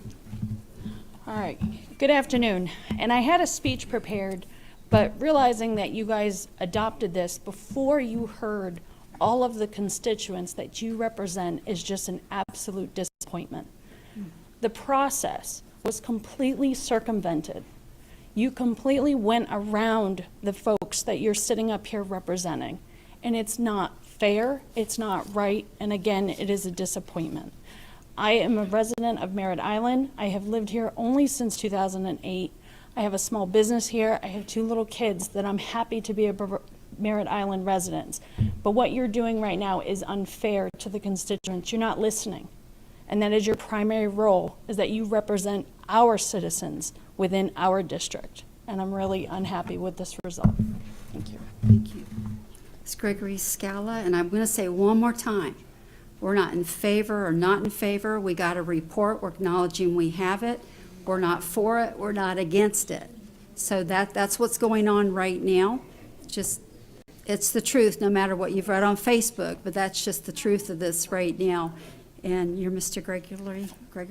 Yes, I'm Gregory Thank you, sir. Sakala. We moved here to Merritt Island in '78 to go to work at the Space Center, where I worked for 40 years. But before that, in the late 70s, 74 to 78, I was a councilman of the city of Hialeah Gardens down in Dade County. We were 2.6 square miles, 1,800 registered voters, and about 4,000 population. I helped write the 1977 budget. The total budget at that time was $897, 682, okay? Better part of $900,000. That was 50 years ago. That number today would be $10 to $15 million for a town 1/9 the size of the report's stated people. The police department, no, take that back, just the general city government was $105,000. That would be 10, 15, $1 to $1.5 million. And we had a very small government. The police department was $307,000. We had 15 officers. We had less officers on duty than in this room right now on any given shift. So if it costs the city $900,000 to supply services to 1/10 of the population, the study's numbers are wrong. Thank you. Thank you, sir. Mr. John, guys, no noise, thank you. Mr. John Weiler? Haven't seen you in a while either. How are you, sir? Thank you. Sorry.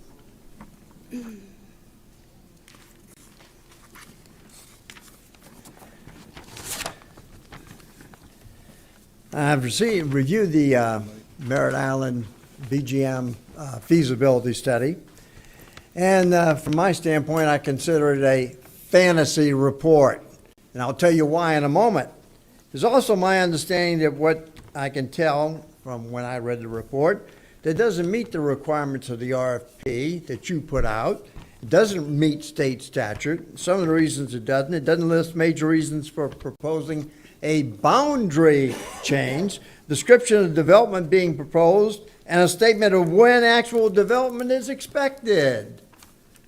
5-year operational plan, including staffing, building acquisition, debt issuance, capital expenditures, and a budget's not there. Sorry. The bottom line is a small group of biased people got this study funded. I'm asking that you reject this. Oh, God, I'm here speaking, but you already voted before we got to Sir, you're talk. gonna have to keep it. Gee, that's keep a it- shame. Keep it calm for me. Please reject this report. I was going to ask, but you already accepted it without hearing from the citizens. Many of us on Merritt Island, who have lived here for decades, I've lived there for 35 years, don't want another layer of government with additional taxes, fees, and regulations. You would ask, why is it a fantasy report? I ask you, if you believe that 5 people can run a city of 45,000 people. City of Cape Canaveral has less than 11,000, and they have 53 full-time employees. The report is a fantasy from day one. It's a farce. You should never have paid for it. You should never have authorized it. It was an illegal action, in my opinion. Thank you. Thank you, sir. Ms. Sandra Sullivan, and then Michael Wilson.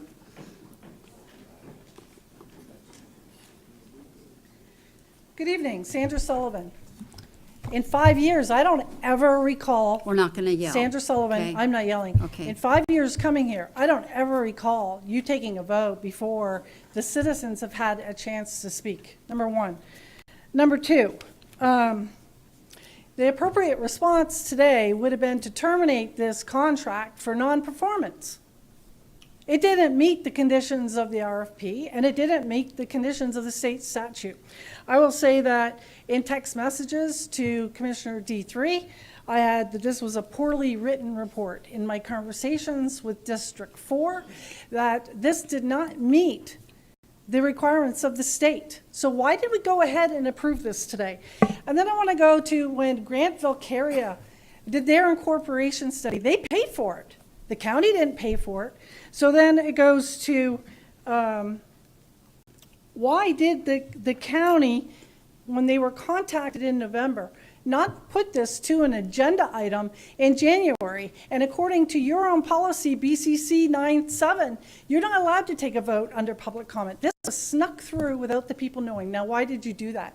Because in 2012, a vote was rescinded for a feasibility study. Now, in 5 years coming to this meeting, not once have I ever seen a vote rescinded. So that was a really big deal. What was the appropriate next step? According to the procedures document, for Port St. John, they went and did a referendum to the people to let the people decide if they wanted a feasibility study. This study is for special interests. In the RFP, you have special interests, namely Amazon Contact, that is on that committee, consulting with BJM. This is a biased report. You should be ashamed of yourselves. Michael Wilson, and then Claudette Bish. Hi, sir. How are you? Commissioners, thank you for the time to speak. I'm a resident of Merritt Island, and I'm the chairman of the Space Coast Patriots. And my first comment is, why would you have public comment if you don't want to listen to your constituents before you vote? That is simply bizarre. Makes no sense. Beyond that, accepting this study is a farce. This study is a joke. I want to read to you one thing, and you all should have read this study very carefully. You should have analyzed it. You are our representatives. You're supposed to represent us. But all you've done so far is say, well, we're just going to have another meeting, and we'll leave it up to the state legislature, and so on and so forth. On page 4 of the executive summary of the SWOT analysis, it says that we're going to create an innovative type of local government. It says it's going to be a prototype. I'm in manufacturing. Maybe the rest of you aren't. I don't know. Prototype means an experiment. It means a trial. Let's see if this will work. So if you believe the same things about a prototype, you know that this is experiment. Why would you accept an experiment for your constituents so that a group of 9 people who formed this committee decide for the 45,000 of us that they are so much smarter that they know how to run a light government as a prototype or experiment? I think, and I'm asking you to change your mind tonight and do not accept acknowledgement of this report. Thank you very much. Ms. Claudette Bush, I'm going to say this one more time, guys. Whether I like the report or not, I have it in my hands. I vote that I receive the report. That's all this is. I don't necessarily like it, but we have no jurisdiction over this. We're not going to do another darn thing with the thing. It's up to you guys if you want to use it or not use it. I have my own opinion on it, but again, I'm not going to get involved in that. It's going to be your opinion when it comes up. But we are not saying we are behind this. We're not saying we like everything in it. We were just voting that we've got it in our hands. That's all that was. It's just a housekeeping vote. You're Miss Bish? My name's Claudette Bish. I'm a resident of North Merritt Island. I've been up here for 6 years. I spent 50 years down in Miami-Dade in Brevard County, and it took me a long time to get up here. And I was amazed when I heard this. I have spoken to over 30 of my neighbors, people who've lived there most of their life, and they say no to this. They absolutely do not want anything to do with this, about Merritt Island becoming a city. They know what's going to happen. We see what's happening in North Merritt Island right now with the flooding, the lack of roads, the traffic jams and that stuff. I came from Brevard County. I saw what the developers did and what they're going to be trying to do here, so we say no. Thank you, ma'am. Miss Mary King, and then I have Miss Rocket Wheeler here too. Miss Mary King? She's not here. She gets through. Oh, okay. Miss Rocket?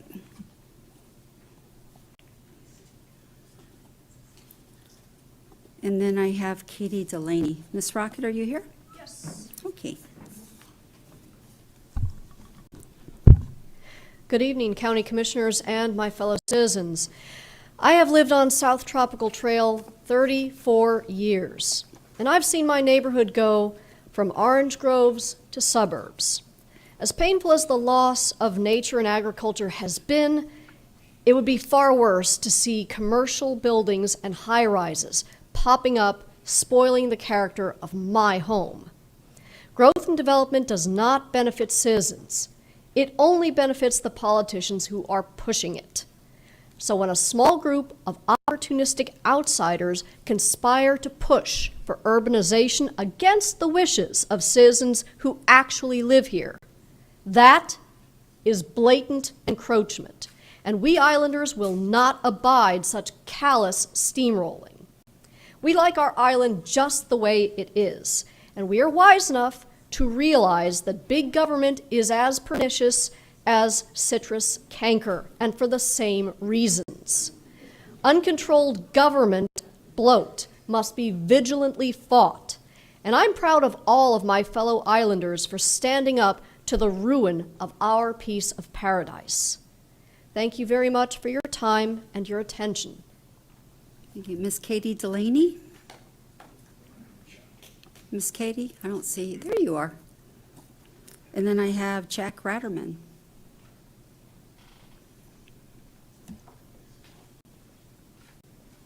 Hi, ma'am. Hello. I will have to say, I have to agree with some of the constituents. I'm pretty disappointed that a vote was made before the people were even heard.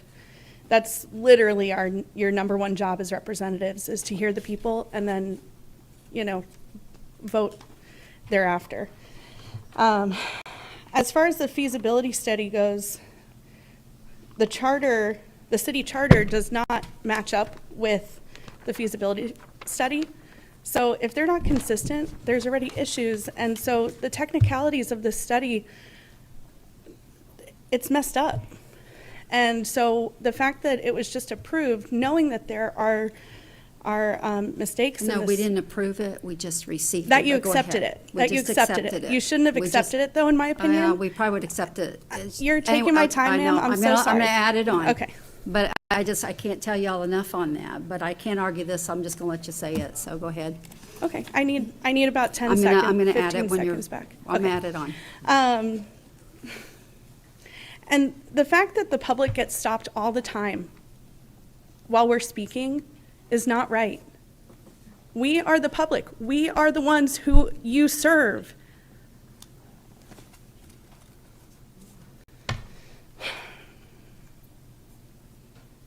And now I've lost my train of thought. And see, that's why. That's why it's not okay for elected officials to interrupt the public as they're speaking. Where is the transparency in any of this? Thank you. Mr. Jack, how are you, sir?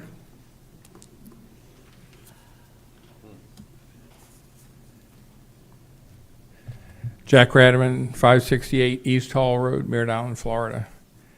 I moved here when they had 3 paved roads, so I hope I have an idea of what's going on. I'd like to tap in on Commissioner Tobias, what he said about school. When I went through school, I was an honor student at Merritt Island High School. Yes, Your Honor, no, Your Honor. I won't be back in court again, Your Honor, high school. And as a history teacher, I think I have some ideas about and fears about groups that meet in private and are not in the light of the day. You don't know who the members are or what their background is.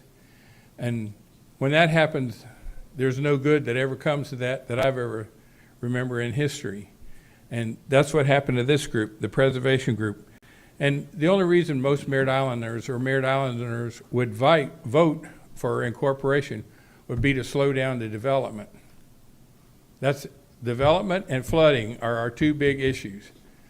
You know, when can you go to a restaurant, a seafood place, and what do you find? You might have 1 fresh catch of the day, and the others are Alaskan king crab and, you know, Hawaiian mahi-mahi. If we can't clean up a river, you know, how is the city going to clean up this island? So and the last part is pardon my expression, but the hottest place in hell is for the people that ride the fence. It's good to see you again, sir. Haven't seen you in a while. Mr. Don Bricker? Madam Chairman, I respectfully take my name off there. Okay, sir. You all have enough egg on your faces now. Thank you, sir. Mr. Coleman Miskowski, and then I have Tony Falanga. Did I say that right? Hi, sir. Hey, how you doing? Am I speaking too loud? No. Okay. Yeah, it's Coleman McCaskey. I live in Merritt Island on Plum Avenue. Oh, yeah, I'm Coleman McCaskey. I live on Plum Avenue in Merritt Island. And basically, like my neighbors, I had some idea that MIRA existed. And it makes sense to guide, you know, growth along commercial corridors. You know, and like my neighbors, I had no idea a PAC was recently formed under the name of MIPC. I think that's the Merritt Island Preservation Committee. And it seems like instead of preserving community values, by its actions, it seems that it's dead set on higher property values. So far, it appears that MIRA has created a lot of confusion via the many versions of the feasibility study. So, you know, you'd look at it, you'd read it, find something different. But confusion is exactly what you need to push something through this really quick. The document has many versions, no version numbers, change daily up to the day of submission, and we don't have a lot of time to study, and I'm not going to lambast it anymore. I think we've pretty much done that. But one thing that really kind of hit me was there's a similar city on the West Coast called Estero, and it looks like they're using the same playbook with the same players that we were using here. You create a boogeyman, and over there the boogeyman was Bonita Springs annexation. You guys are the boogeyman here. You're Brevard County. You're the evil one that we're supposed to rebel against and go run to a city. Basically they're creating a false tension to rile up the emotions of the citizens to demand change. We have all the narratives in place, so when a solution that appears on the surface to slow development, it will actually proceed at a record pace. Next, run incorporation through at light speed. While the narrative was that it was a grassroots movement, it was in fact ignited by a well-oiled machine like the Merritt Island attempt. If this path is followed, and I guess I'm out of time. Yeah, thank you. Guess you might Mr. figure Tony, it out. I'm not for it. I can tell, yeah. Mr. Tony Falanga. Thank you, sir. And then I have Elizabeth Michaelman. If you'd state your name real quick, that'd be great. Tony Falanga, Merritt Island. Went to Jefferson Junior High, Merritt Island High School. Been a resident for over 45 years. First, I'd like to ask my fellow residents and the people here tonight to ask the Commission for change. This feasibility report should have never even been addressed until the majority of the residents of Merritt Island agreed to it. It's really that simple. Since the study is paid for by Merritt Island taxes, the residents should have been the ones that officially requested the study. If somebody else requested the study, they should pay for it. Okay, I read the study,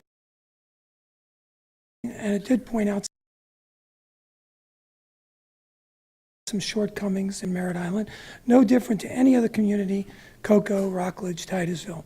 The shortcomings can all be addressed by the existing government means and the taxes, if properly managed by the government agencies, and these are the taxes that were paid by Merritt Island residents for our community. Fortunately, this is just the first step. MIRA or any other organization that pursues this system has to start here. Residents, I ask you to ask your county commissioners to change the required the existing requirements so that the majority of the residents make feasibility studies in behalf of their community. Second, send a message that incorporation is not a vote wanted on the November 24th ballot. Avoid the further loss of taxes. Thank you, sir. I have Miss Elizabeth Michaelman. Oh, at least I got it right once, so. My name's Elizabeth Michaelman. I live at 898 South Tropical Trail. I've been away from these rooms for a while. A lot of your faces are new. As a matter of fact, 2.5 weeks ago, I found out that Merritt Island is considering incorporation. Oh, some people want us to consider. Now, 2.5 weeks ago, you've got a lot of people in here, and I'm going to tell you right now, which is phenomenal. I'm in here both with Republicans and Democrats and NPAs, and this is something we all agree on. You've done the amazing. I am really proud of you. However, now that you've passed this without even letting us speak, I do have a question. What is the consequence of your acceptance? Have you not just legitimized this report? Because you're shaking your head, but I don't agree with you. You have just given it legitimacy because now you said that this BJM can come and talk to us about their findings. I'll try to focus to you. And to tell us what they found. Well, the problem is these people are not lying. We got some smart people in this room that have told you this is a farce. The numbers are wrong. The information is incorrect. Why on the first page is it telling you that we've got 44,000 plus people that live on Merritt Island? We don't. According to the U.S. Census, we have 34,000 and change. Why that number? There are issues maybe about you have to have what? 1.5 people per acre in order to actually become a city? Do we meet the requirement? There's so many more questions that are answered. And by the way, when you're telling me that we're going to vote on it, but you got Mr. Barber, who's literally stating that he's going to do politicking, what does that mean? It means we're getting screwed. So I really wish you would take it back, start again, but I'm just here to say I'm not in favor. Thank you, ma'am. Okay, we're going to call a 10-minute break here. We've heard all the public comment, and then we'll come back and we'll move to the next agenda item. And thank y'all for coming out. I haven't seen any of y'all in such a long time, and it's good to see you again.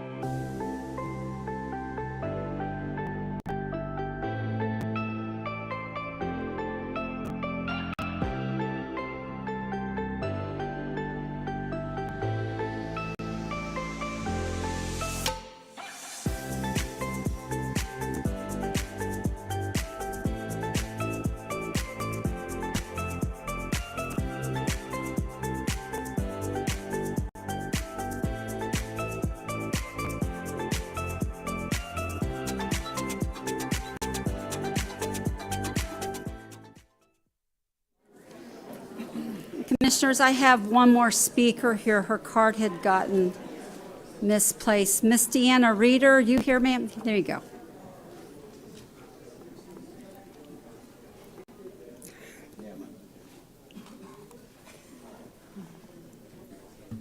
Thank you for finding my card. Anyhow, my name is Deanna Ryder, and I've lived in Florida for 33 years, 18 of which on Merritt Island.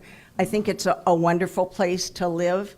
And I will just tell you some of my concerns. I'm not going to get, into big descriptive things, but I just wanted to say if we become a city, which I hope we don't, I'm worried about higher taxes, bigger government, private property rights, which is my very favorite thing in the whole world, private property rights. We always have to remember we have that.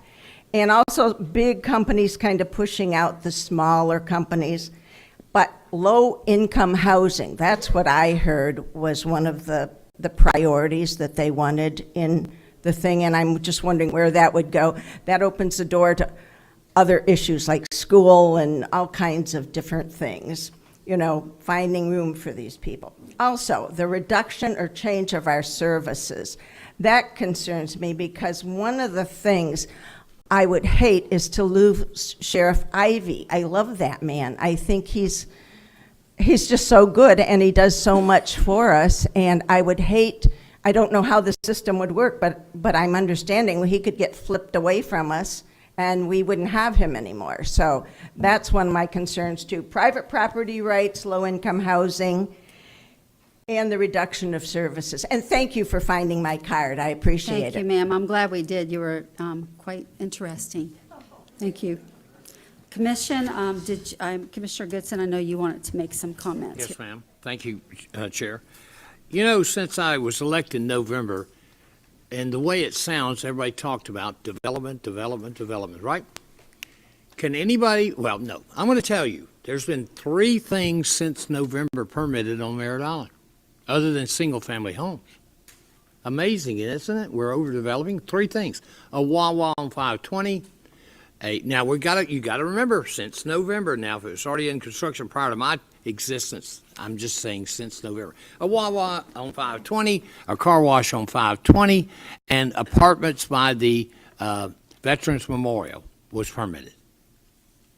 Now, if you know anything about permitting, too, in the world today, and one person talked about building docks on the river, you have to go through Army Corps of Engineers. It takes a lifetime. They move like a glacier.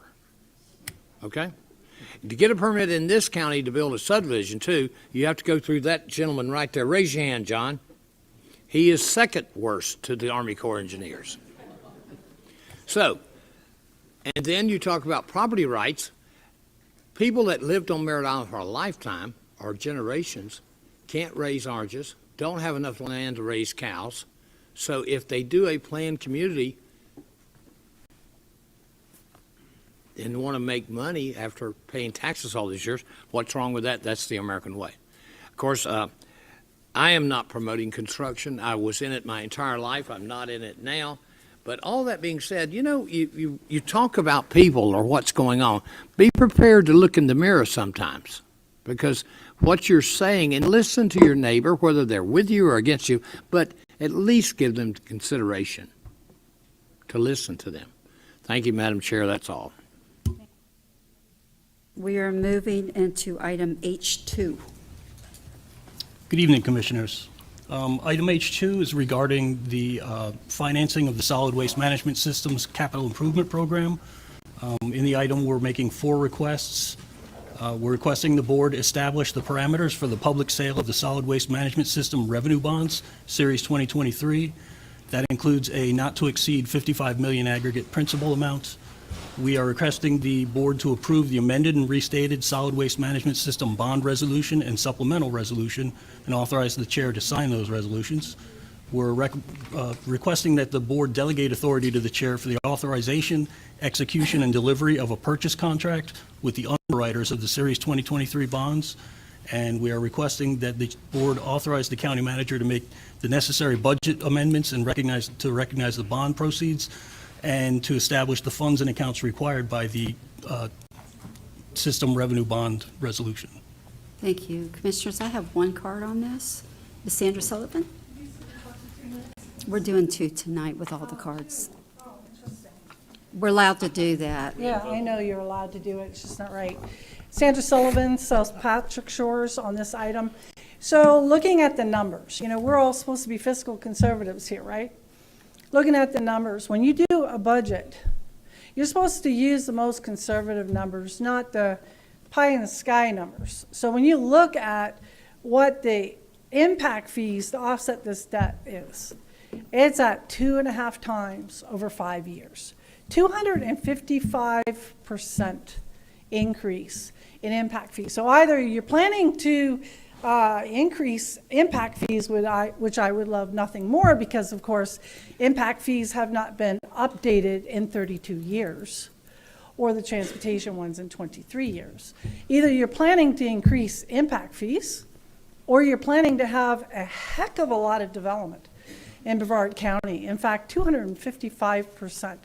Now that is a pie in the sky number from my perspective because, one, I think it's unrealistic. And two, what happens if the market takes a turn? This is not fiscally sound, and this is like what you did, in my opinion, with kicking the can down on the road on even starting a dump, to where it's much more expensive, doubled the cost. And you waited to literally almost till you ran out of space at Sarno to start building a dump that takes 5 years. So what are you doing? You're kicking the can down the road, hoping that we're going to have that level of growth, 255% over 5 years, so that you can pay off up to $55 million in debt, which you'll need every cent of, because you're right now trucking trash to the most expensive facility we have, which is an industrial dump, which is much more expensive to build. I'm very disappointed. Okay, commissioners, I have no lights. What's your pleasure?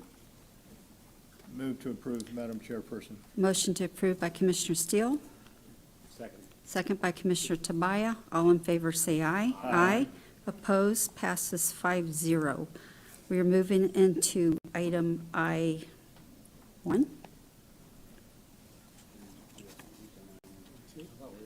Yeah, We did do that, okay. I thought I had it crossed out for a reason. We're moving into item I-2, Capital Facilities Grant Application. Good evening, Commissioners. This item is coming from the Tourist Development Council. It's a recommendation to approve the Capital Facilities Grant Program application, funding, guidelines, and score sheet. Thank you, sir. Commissioners, I think this is, this one's pretty simple. What's your pleasure? We're talking about the TDC funds? We're talking about just the Capital Facilities Grant Program applications and the score sheets. Items I-2. Got it. Okay. Do I have a motion to accept?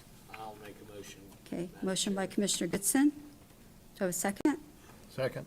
Second by Commissioner Steele. All in favor say aye. Aye. Aye. Opposed? Passes 4-1 with Commissioner Tabaya an objection. We are moving into the Cultural Support Grant Program recommendations. Yes, Madam Chair. This is another recommendation coming from the TDC to approve 25 cultural grants at a total amount of $530,000. Thank you, sir. I don't normally jump in first, but I am this time. If you guys would allow me, I've given out some information that I was planning on recommending. A while ago, we were discussing using funds that had built up in the cultural account to move to capital projects and maybe some other projects such as lifeguards. So I know we're going to ready to talk about this in more of an extent next meeting because Commissioner Steele brought up wanting to use money for lifeguards. Great idea. So on this, last time I told you guys I'm not going to vote for any more of the cultural funds. I don't like what we're doing with them. I don't think we have a good flow with what we're doing. They're the same things over and over. And you know, the world I live in, people vote with their money. And if they don't show up by now voting to keep something, it might mean they don't really care about it enough to keep it. So that's part of my heartburn too. And I've been on this board for a while. I mean, at first I was learning it, and then there was a couple times that it was doubled because they had extra funds, and Commissioner Tobias caught it, and it's just not, it's taxpayer dollars. We have to be good stewards of it, so I'm looking for the best return on investment as far as these funds. So I've been talking to the county attorney a little bit. At the end of this year, there's going to be $1.4 million in this account. And what we can do is move this over to the marketing dollars. We're allowed to do that. We have to use up to 10% of the first 2 pennies, but it doesn't mean we have to do it. So we can move it right into marketing. And with this, the marketing funds, I believe we're going to get a better definition from the county attorney, but as of right now, he thinks that it's doable, that we can use that to pay for the lifeguards that we need to pay for. If people are not surviving our beaches, it's going to clobber our tourism. And so, Commissioner Steele, I just kind of helped find us some money here.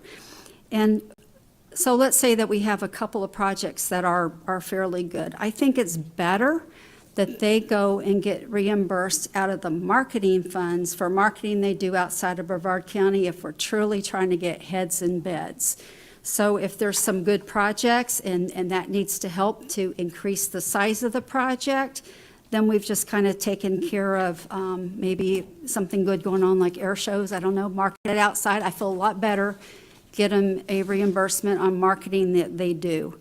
So this is my ideas, guys. I think they're good ones, but just so you know, I already told y'all last time we did this, I'm not going to vote for anything else that we do in the cultural funds because I'm just not comfortable with them.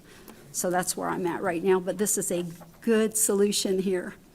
And it saves us a lot of money, and then it takes care of the lifeguard situation. Commissioner Tobias won. Mr. Chairman, are you handling this, or Mr. Tobias, Commissioner Tobias? Are you the chair now? Or No, I just, Oh, you he just didn't put pass his it? light on, so I'm letting Oh, him. okay. Yeah. I'd gone in a, thank you, Madam Chair, I'd gone in a much more specific route to focus this in on lifeguards. I like the, I'd like the way Commissioner Steele had gone on this and finding a way to do it. However, your plan is better because it offers more leeway. So you have my full support on this, and I also want to thank Commissioner Steele for putting that out there, because I think this is a plan that could not only help the county but help the cities as well, because this is collected within the municipalities as well, and I didn't think there was an alley for that, and I was absolutely wrong. So Madam Chair, I certainly will be supporting your proposal. It's better than mine, and I want to thank you for your leadership, as well as Commissioner Steele for bringing up the idea that we spend resources to fund lifeguards. So, Madam Chairperson? Oh, got to push my button. My buttons have been pushed all night. Are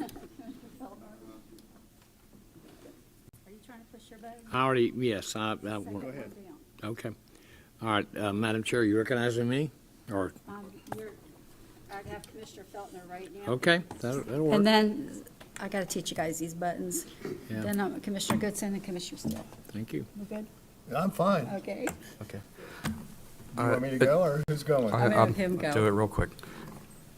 I was thinking the same thing over the last week. I appreciate Commissioner Steele bringing us back to this, I think, this important issue.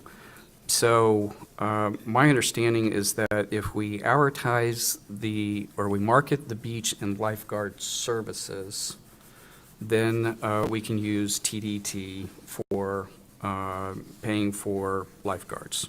I'd like possibly Morris to give us clarification on that real quick, and then I have a follow-up. All right, I'm bringing back the requested report at your meeting on the 22nd, but initially, yes, you're allowed to use the marketing portion of the funds. You're allowed to expend those on activities, services, venues, or events, as long as the venue, service, activity, or event has as one of its main purposes the attraction of tourists, as evidenced by the promotion of the activity, service, or venue, beach safety, lifeguards, things of that nature, to attract tourists and to prevent the perception that this is a dangerous place to come, it can qualify as long as they are then promoted and marketed to draw tourism. So in this motion that Commissioner Pritchett has, We might wait till the next meeting, I don't know. I'm ready to do it now, but, I'm ready to rock and roll. okay, then we might do it tonight. okay, so a portion of this will be spent marketing the beach and lifeguard services, and then what portion of that are we able to use for the lifeguards? I haven't talked dollars because I need direction from the board, so I haven't talked figures with Peter and what this would mean. But the idea is you would allocate a certain amount of funding to the service, and then you would use some marketing funding to advertise and promote the existence of that service. You can ask Frank how much lifeguards cost. Can we get clarification? I'm ready to vote this way tonight too, if we can just clearly say that of this amount, so much is going to have to go to marketing our beaches and lifeguard services, and then the other portion we can spend on the lifeguards. Yeah, depending on what the board direction is, I think you can do up to the full amount going to the lifeguard services, as long as in the marketing and the dollars that are currently allocated, you're doing a sufficient amount, and that's what we would have to look at of advertising that markets the beaches and those lifeguard services. So it could even be tweaks of some of the marketing that's currently ongoing, and then you could use all those funds if that's what the board chose to do. I believe that would be Frank's exactly accurate. right. You could even go beyond that, but you could certainly use whatever you're transferring over, and then you wouldn't be impacting the marketing that you're already doing. Can I ask a follow-up? Would any TDT then be available for lifeguards in the municipalities, or is this only unincorporated Brevard potentially? All right, a little bit of a spoiler. I know the direction for the report was do this in unincorporated, but the Florida Constitution says that when you collect a countywide tax, you can't use it exclusively for the benefit of the unincorporated. So you would necessarily have to spend some of that in the locations in municipalities. You have discretion in terms of don't spend it where it's not needed, but you have a report that's identified some localities and municipalities where you need lifeguards. So if you fund lifeguard services with TDT, that's going to include funding lifeguard services within municipalities as well, or else you can't do it. I'll say that now. We can determine the amount to each area, though, correct? You can, as long as it's not arbitrary, as long as it's based on need and things like that, sure. Mr. Goodson? Yes, thank you, Madam And Chair. Mr. Steele? I would like to consider a motion to table this till the staff comes back and tells us how much money, tells us if the cities are going to be responsible for any kick-in. And that way, because we just got through a long session here of people saying we vote without knowing what we're voting on. So I'd like to make a motion, Madam Chair, that we table this until we have an understanding of how much money and where is it going. Okay, I've got the data already, so that would have to be. A quick vote if you're going to throw it on the table tonight, Madam Chair, and expect me to vote on it. You're correct, sir. My main vote right now is I'm not going to spend the money in cultural. I already told you guys that a couple months ago. So I think it needs to be moved somewhere that's a little bit more responsible with the return on investment. Mr. Steele, you are up, though. I'm going to let you speak here, and then I got some cards we got to go through. Well, first of all, I had a motion, but this, Madam Chairperson, this is much better than I could imagine. You're so kind. My question would be, what do we do with the people? Do they come back in that, I know that you're not interested in doing any cultural grants, and if I thought I could have gotten away with that early on, I would have eliminated the cultural grants totally myself. So I get that. But the bottom line is that we've kind of let these people know or thought that they were going to potentially get out of the, because of the recommendation of the TDC, some monies. Now, what would they do? Would they be able to come in and ask for some of these monies? My thought on that is you would go to the marketing then, and they could get reimbursed for marketing if it's Okay. marketing out of Brevard County. Okay, so I get it. So that was my thought of giving some help there, some love if we're truly doing the heads in beds. Well, and going good to Commissioner Goodson's proposal on tabling it, and I appreciate that. But just to let you know, we have, I've sat down with the county attorney, the county manager, and a variety of other people in regards to being able to get to this particular point. The amount is very simple. It's right there, $1,440,000. The county attorney tonight said that we can use as much of it as we want, as long as we are fair to the cities, and we can do some of it for marketing and some of it for the actual lifeguards itself. I mean, I can see the advertising is, we've got your back. Come to Brevard County where you're safe. And I can just see that. I can just see it. And I said before that Ron Johns has offered to potentially contribute some additional money to us for the Drown Zero program. So lots of good things can happen with this. I would love to walk away from here tonight with this proposal accepted and approved. I don't know what good it would be to table it, because what you're really talking about is $1,440,000, and that's the basis for the number. We had the county attorney just tell us we can use the funds. I don't know why we would delay it. Okay, Commissioner Tobias, I have cards. Do you want to comment right now, or you want to go through cards? For just 1 minute? Is that- Please, please. I think we're really very close here. Commissioner Goodson's suggestion to the table is not unwise, but moving it over to the marketing portion doesn't signify we're providing X in marketing and Y in lifeguards. So I think it's very similar, and I think we're going to end up in the same place. My numbers are a little bit different. We're expected to collect 1.08 million in new revenue from these 2 pennies, or 10% of 2 pennies. There's also 962,000 in carry forward. So we're looking actually at a little over $2 million. If we looked at the lifeguard study that we had before, including the capital, we were at about 3.4 in total. So we're looking at somewhere in the neighborhood of 30% cost. Now, initially, 30% coverage. So initially, I wasn't too interested in helping cover the cost of the municipalities, but unfortunately, Morris over there screwed that idea up, or the Florida Constitution screwed that idea up, and wisely so. I think we should spread the wealth. This would allow us to do that. So when we ask for pay-in, we could help provide some of that.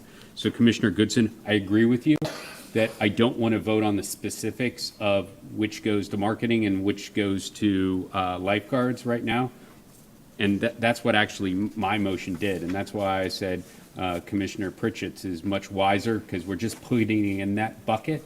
And the report that we get back from Morris in 2 weeks, we can help determine how much goes in one and how much goes in there. We may even punt it to the TDC to ask what their opinion is and make a decision. But I wouldn't vote for individually, but putting in that bucket, again, I think is a very wise idea. So again, I think tabling and putting it there are very similar. Okay, I'm going to go through cards. I have Miss Lisa Campana, and then I have Mr. Frank Campana.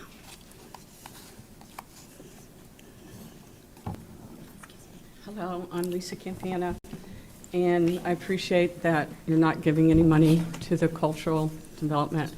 However, I don't want to push it down the road either. I do want to expose the sexualization of children that goes on with the Space Coast events that they put on, that some of the money was a grant they had asked for. I attended the Space Coast Pride Festival last year, and what I witnessed there was absolutely sexualizing children. The city of Melbourne failed to properly permit the event. There was many violations, but one of them was that they didn't reveal what the vendors, they had to give out all the vendors' names, what they were supplying. They were giving out sexual toys to children. There's more things that, if you want to ask me personally, I'll say it. It's very embarrassing to even mention what they were giving to children. So in that aspect, children fell through the cracks at the City of Melbourne's neglect, okay? They should have never been given those permits.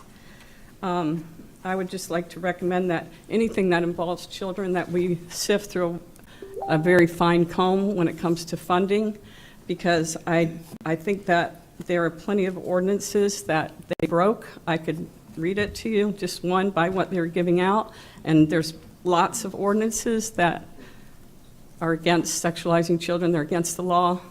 We pointed them out to police officers. They ignored us. We've been to the city council meetings, and I just think that we need to be walking on eggshells with any amount of money that we use that could be sexualizing children. And that goes for the drag queen story time too. We need to do background checks. We need to know exactly who these people are. And Madam Chairperson. Thank you, ma'am. Say something, please. You want to wait till we get through these and then talk? Well, I thought if I said it, it might stop all this. Because this is a moot point at this particular Right, point we're in not time. voting on it. I mean, they're welcome to comment, but it's a moot point. We're not going forward with cultural grants tonight, You are- in my opinion. You're correct. We're not, so. Okay. So if they want to get it off their chest, fine, but Mr. Frank Campana, am I saying your name? My name is Frank Campana. Yeah, Campana. I'd just like to speak to address maybe to the future down the road of things that may happen. I'm a father of 9 and a grandfather of 15 children, and I go down there to preach the gospel. I want to give those people the good news. We go down there with a gentle, loving spirit, and what I saw down there, and I've been doing this for about 3 years, when it was in O'Galley, and then I went down to the city of downtown Melbourne. We have a lot of confused children out there. Do you know the suicide rate is the second highest amongst all our children from 15 to 19? So when we go down there, what we're trying to do is, I've seen a lot of confused children. There are 107 different genders out there. And these children are tremendously confused, and they're looking for acceptance. What we do out there is go out there and give them hope. What I saw out there is the perversion and the indoctrination of these young youth. These are children we're talking about. The parents drop their children off thinking it's a family-friendly event, and it's not a family-friendly event. It's things just because I was preaching the gospel, they're handing me vile things, rags and things that are used, which I wouldn't even speak of. I'm just letting you know this. I have to say this. Some of the things that were handed to the youth that I brought out there to talk to the other youth was offensive and repulsive. As a Christian man, I see that we shouldn't be parading around our sin. God resists the proud, but he gives grace to the humble. And that's what we should be as a nation. We should be a nation of humble people, loving God in God's ways. I love those people down there. That's why I go preach the good news. But I also love our children, and I don't want them to be indoctrinated. They need some help.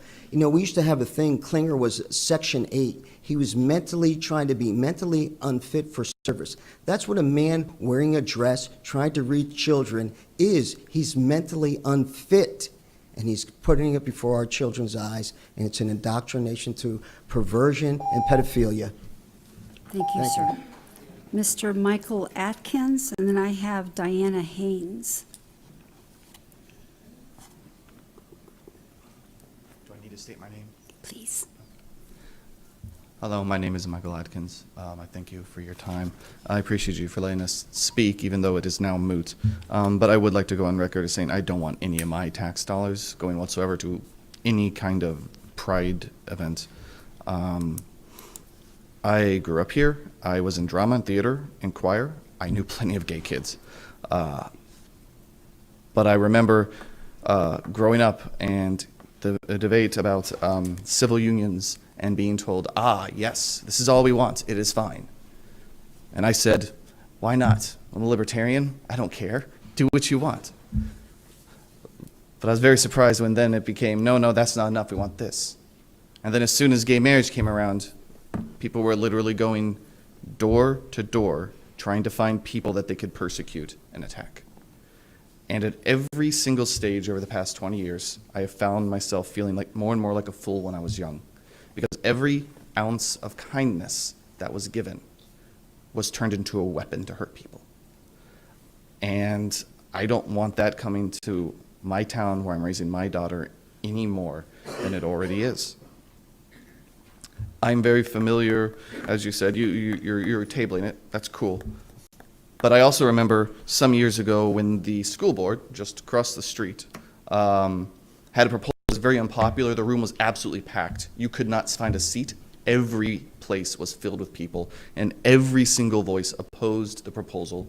And the school board said, oh no, we're not going to do that. A couple of weeks later, they had another meeting, announced it on the end of the agenda, and the very thing that the room was filled to the brim with people saying we don't want this was passed. And I deeply hope that that is not the intent going forward by tabling that tonight. Thank you. Thank you, sir. I have a feeling we're not tabling it, though. I think we're going to take it out of the pot. So, Ms. Diana Haynes and Rachel Roberte. Diana Haynes?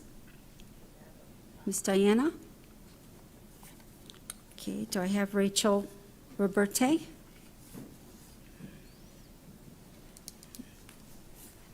Hello, Rachel Roberte. Just want to say that I do not think that our tax dollars should be funding cultural grants in any way, especially not organizations like Space Coast Pride, who as recipients have promoted a celebration of sexual preference and put perverse behavior in front of the eyes of our children through pride celebrations and drag queen story time. I think it's extremely inappropriate, and it's important to remember that we have no place in Brevard County for this. Thank you, ma'am. Mr. Seth Tweedle? That's a hard two names to put together, sir. Yeah, say it 5 times fast. I can't. So my name is Seth Tweedle. I'm a pastor here with Suntree Grace in Melbourne, and a lot of these people are church congregants who came out. We were actually street preaching at the Space Coast Pride Fest, and we witnessed it all, and the city of Melbourne went against us in every place. But I'm so encouraged at your decisions here to not go forward with these cultural things, but then you transferred our culture to what type of culture do we want to establish here in Brevard County? And you want to establish a culture of life with lifeguards and things. So another thing that I'd like to push too, if we're going to be establishing a culture of life, is establishing a culture of life that begins with the preborn. I'd love our county to be a sanctuary city for the unborn. Right now there's no abortion clinics here, but Florida is number 3 when it comes to abortions. And with all of our Republican establishment, it's unacceptable. What we're pushing now is sanctuary cities for the unborn where no abortions are performed. Right now, over 50% of abortions are performed with the abortion pill, RU486, mifepristone, and mifeprex. And I would like for you to consider using that in your marketing to say we are a county of life, a sanctuary city for the unborn, and no babies are being murdered on our watch. By God, we'll be judged by what we do with our children, the sexualization with Space Coast Pride, and the murdering of the babies in the womb that are being done by our citizens. Thank you. Thank you, Pastor. Katie Delaney? Thank you.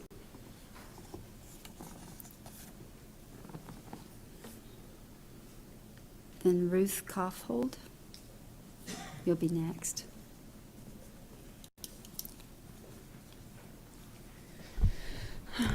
Thank you, commissioners, for allocating the money to something more productive for our community.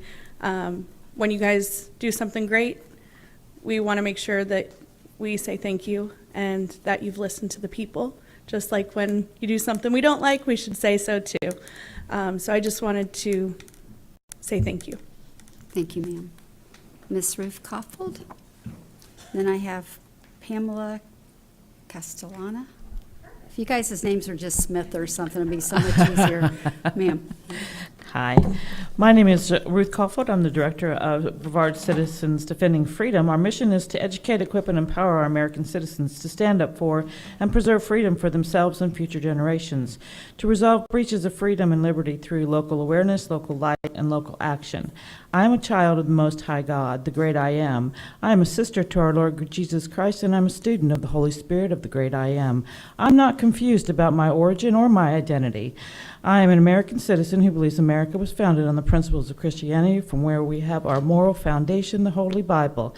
I am not without sin either, but I recognize that a religion and morality are the indispensable supports the education of citizens to know right from wrong and to move that forward in government. This situation with the Space Coast Pride Group was known to me about their activities in years past, and they hosted their own festivals and such around the county, especially in the city of Melbourne. But now the Brevard County Commission was considering providing them a grant of $15,000 of the tax dollars of the citizens of Brevard County. I'm not sure what exactly is to be proud of an organization that promotes sin, promotes unlawful and lewd behavior in front of our children. Let's talk consequences. Unlawful and sinful behavior never results in anything positive. The results of actions tonight will result in same activities happening around the country if that was to happen or is considered in the future. We don't want people parading around naked in our city in front of our children. And if someone wants to have an alternative lifestyle, they should pay for it on their own. Thank you. Thank you, ma'am. Ms. Pamela Castellana, and then I have Rob McCarthy.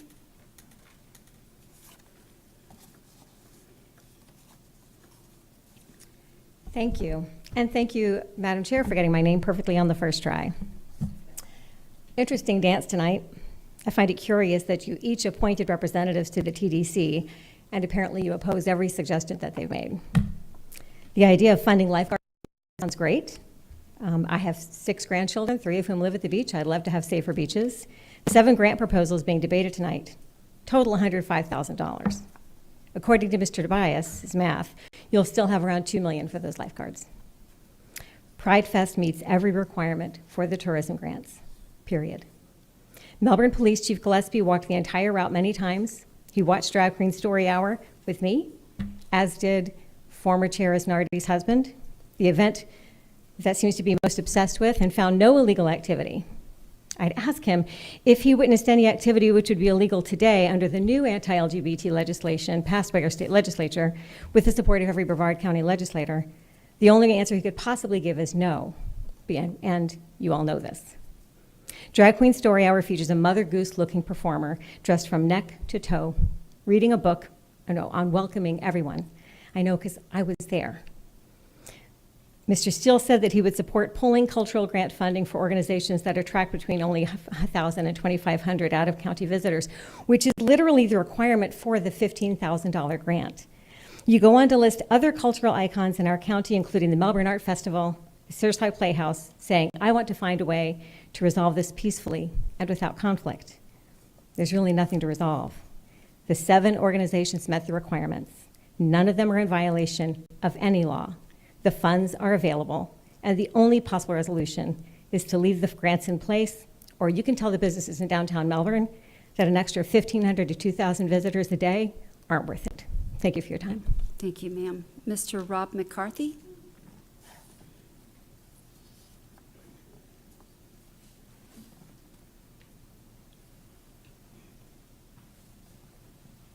Hi, sir. Hello. I'm a Brevard County parent of 3 school-age children, very concerned after hearing there will be a vote to have tax dollars fund Drag Queen Story Time. There's no place for this slippery slope of child pedophile grooming here in Brevard County. This is vile and unacceptable. Grown men need to keep their cross-dressing fetishes in their own private adult life and far away from children. No one cares what adults do in private, but they are hell-bent on gaining access to our kids, and Brevard County parents will not tolerate this. Please support your county's parents and help protect our children. Not only is this disturbing and inappropriate in of itself, but make no mistake, these people will not stop until we end up like New York, where tax dollars are paying grown men in women's underwear to do strip dances in front of children in public schools. Or California, where teachers are telling kids not to use the word pedophile because it's mean and it hurts pedophiles' feelings. Thank you for voting against this. The overwhelming majority of voters will appreciate and remember this. Thank you. Thank you, sir. Ms. Sandra Sullivan?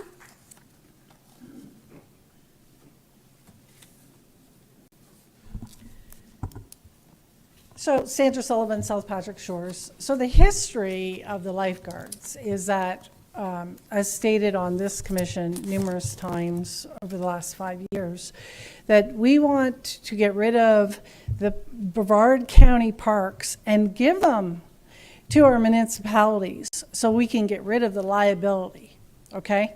And so I saw that we had parks that are charging for parking, parks that we gave cities that are now charging our residents for parking, their premium parks, and the county's paying for the lifeguards. So you didn't get rid of the liability, you have continued the liability. So in March, you had a meeting, and then the idea was that for parks that are paying for parking, where they're charging for parking, that they would pay a greater share, okay? And it was a great meeting in March, and we made progress. My concern when District 5 Commissioner was appointed, that he would bring his lobbying to this bench here, to this dais.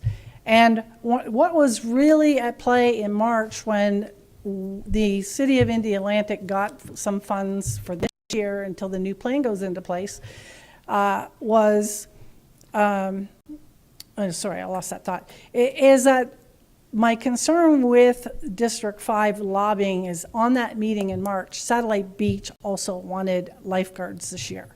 That was a key point. And so my issue that I have here is what this appears to me, based on the legal opinion that was given in March, that you could not use TDC funds, and all of a sudden that is switched, and now suddenly you can. Is this lobbying from the dais for his 3 cities that he represented? Thank you. No, ma'am, that was mine on that. But Commissioner Tobias, sir, your light's on. Did you want to? Sorry, that's an old light. Sorry, Okay. Okay, that's the end of our cards. Thank you guys for all coming out tonight. It's been an interesting evening. Let me say something. Are you trying to push a button? No, I'm finished It's that pushing little it. button. Ms. Sullivan, I am sick and tired of your accusations that I'm lobbying for the city of Satellite Beach. Keep your opinions to yourself. I have resigned my position as a lobbyist, period. I am doing the best job I can, and if you keep it up, I will file a defamation of character lawsuit against you. Knock it off.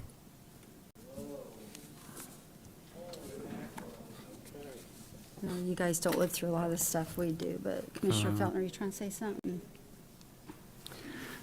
Would it be cleaner if we did a motion to deny the cultural grants and come back? Because I think we have a question of a motion that's still out there, so I just want to bring that back to. Just move it to the marketing portion, and then we as a commission need to come back and maybe give some recommendations to the TDC, and they need to give it to us how to divvy up those funds. But again, if there's worthy culturals, they can always apply for help with reimbursement for marketing if it's bringing heads and beds. But I would like to, if we've got the votes, to just go ahead and deny the cultural and move that money into the marketing, and then we come back and we decide how to use the marketing funds for lifeguards Can I and for marketing and clarify? Just a quick clarification. that would be my preference, but I spent a lot of time on it. I think we're close. Okay. So is that the 1.7 or the 1.44? I think there's 900.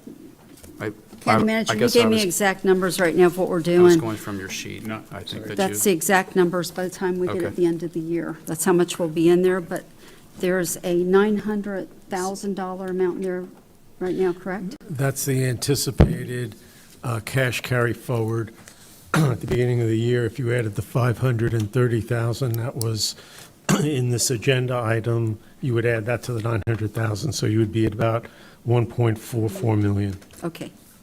Commissioner Tobias, did you have something different with that, sir? No, Madam Chair, I was just, since you had the gavel, I was just going to make the motion. Okay. So I move to deny the 2023-2024 Cultural Support Grant Program recommendations and direct staff to redirect the funds into the marketing budget. Question, Madam Chair. May I have a question? Certainly, sir. before we vote. Can I ask Morris? Morris, will this be looked at like by Harrietta Moore Foundation as discriminatory by canceling all these that have already been vetted? It's not discriminatory because you're not singling anyone out. You're canceling or you're not granting any of the grant awards. So I'd be hard pressed to find any basis to charge discrimination on that. Okay, thank you. Thank you, Madam Chair. Okay, I have a motion. Do I have a second or more discussion? Second. Second by Commissioner Steele. Did you want to say something? No. Okay, all in favor, say aye. Aye. Opposed? Passes 5-0, and we have a lot of work to do moving forward, trying to really bring in the heads and beds for the county for these types of funds. Ms. Young, thank you for all your work on the TDC. You are a champion out there working so hard and helping the community get better projects out. I appreciate you, ma'am. Okay, we are moving into item I4. And Commissioners, I know we're about to hear the contract for this. I think it would be better to table this right now, seeing that we've taken a large portion of the cultural Alliance Professions business away from what they will be doing. So I think we need to relook at the service they made. I think a while ago I had mentioned to them that they needed to start finding other outside money, and it was a good time to start weaning. So I wasn't going to support an uptick in the contract anyways. But I think in all fairness, it would be good to table this so that we can find out what services they are and if it's still a service to Brevard County that we can use as government. I think that's just something we should look at. Commissioner Feltner, is that a new light, sir? Okay. I would agree with you but I don't think we can say table anymore. Don't we have to say that we'd like to continue or reschedule that for a future commission meeting on a certain date and time? Okay, sorry, Morris. That's all right. No, technically, under Robert's rules, if you're moving something to a future meeting, it's continue. If you're going to move a public hearing item that's been advertised for public hearing to a future meeting, you need to state on the record the date of the meeting, location, and time. So this is for a regular advertised. agenda item, you don't have to do that, but we do yes, technically the word is continue. Because we do modified here, so, all right. So I'd be comfortable with the table to whatever meeting you guys need. I'd be ready to talk about it, but I think this is one you should spend a little more time on because it affects a lot of people. I'll second. So I have to have one of y'all make the motion, so. I'll tell you what, I'll make that motion. I have a motion to table. Commissioner to Tobias, is that a new light, sir? Yeah. I'm sorry. I'm just going to make the motion, but if Commissioner Felder wants to, by all means, it's fine. Okay. I have a motion. Do I have a second? Well, can I make it real quick? I'll just Oh. make it, sorry. Oh, Motion yeah. to continue I-4 to the August 22nd meeting. Madam Chair. Okay. All right. All I'll right. second. All right, now we have a motion and a second. All in favor, say aye. Aye. Opposed? Passes 5-0 for that. And, did we have a card? Oh, I'm sorry. Mr. Mike LaFont? Mr. Mike LaFonte, you here? Come on up, sir. You've been sitting there smiling at me. You should have waved real big there. But in all fairness, we've had a lot of cards tonight, so. Sorry, sir. No worries. Thank you, Madam Chair. Thank you, sir. So I just wanted to share a little story. My original purpose in coming down was to thank the County Commission for your past support, your continuing support of tourism development dollars, including going towards cultural activities in whatever form this takes in the process that this is going through. And I'll tell you why. I was a product of Brevard County Schools, moved here in the 70s, been to schools in pretty much all of your districts at one point in time and the other with a single mom, and I was a real handful for her. I'm 100% certain that the reason there's a gate with a key code on the Merritt Island Airport that you have to unlock to get onto the airport runway is because me and my friends used to go across that runway back in the day. So I was a real handful. And at Merritt Island High and at a number of other opportunities in the county, the arts really turned my life around.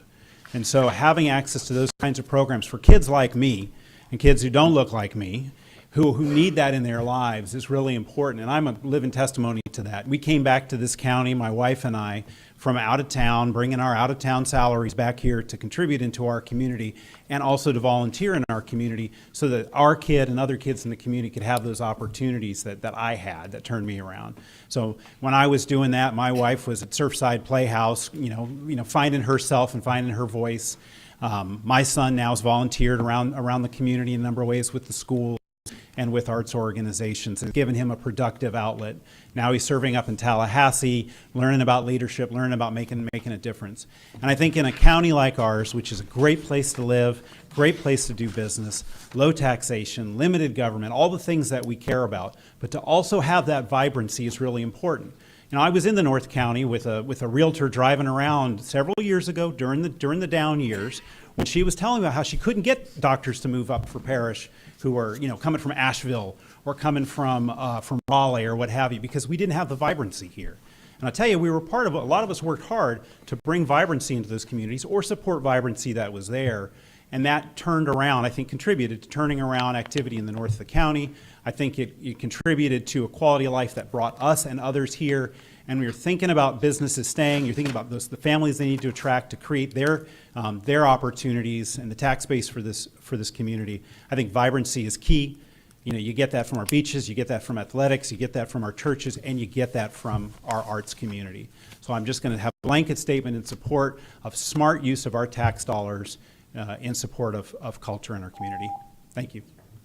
Thank you for getting that keypad on the airport. All right, item I-5 again has been dissolved, so we're going to move to board reports. County Manager. I have no report, Madam Chair. County Attorney. No report. Commissioner Goodson. None, Madam Chair. Commissioner Feltner. I have no report. Thank you, sir. Commissioner Steele. No report. And I have no report. Commissioner Tabaya, and then you can take it from, I do have one, I'm sorry. I have a letter I'm going to pass out that Miss Georgiana Gillette asked that I could sign and send to the Office of the Secretary of Transportation. It's pretty simple, but I need to get you guys' approval for me to send this.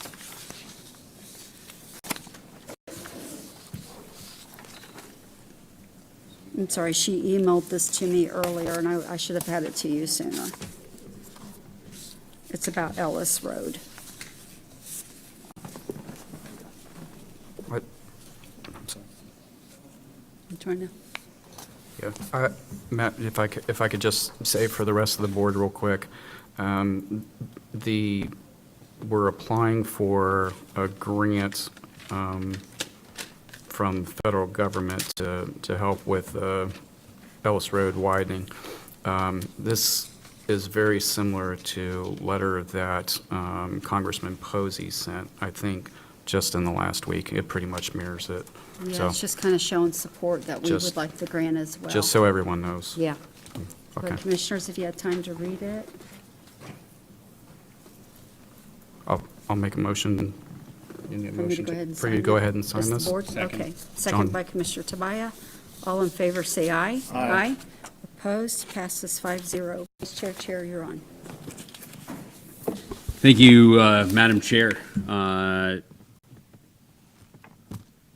Today, according to nationaltoday.com, is, and can we get to the next slide here? National Sneak a Zucchini Onto Your Neighbor's Porch Day. Those images were not generated by me. They are AI generated. It is one of the fun things my office does is AI generation, and that's what it came up with. Useless Florida fact. This was an interesting one. Carabel, Florida, which is in the Panhandle, has the world's smallest police station located in an old phone booth. So we have more deputies here than what obviously would fit in that phone booth.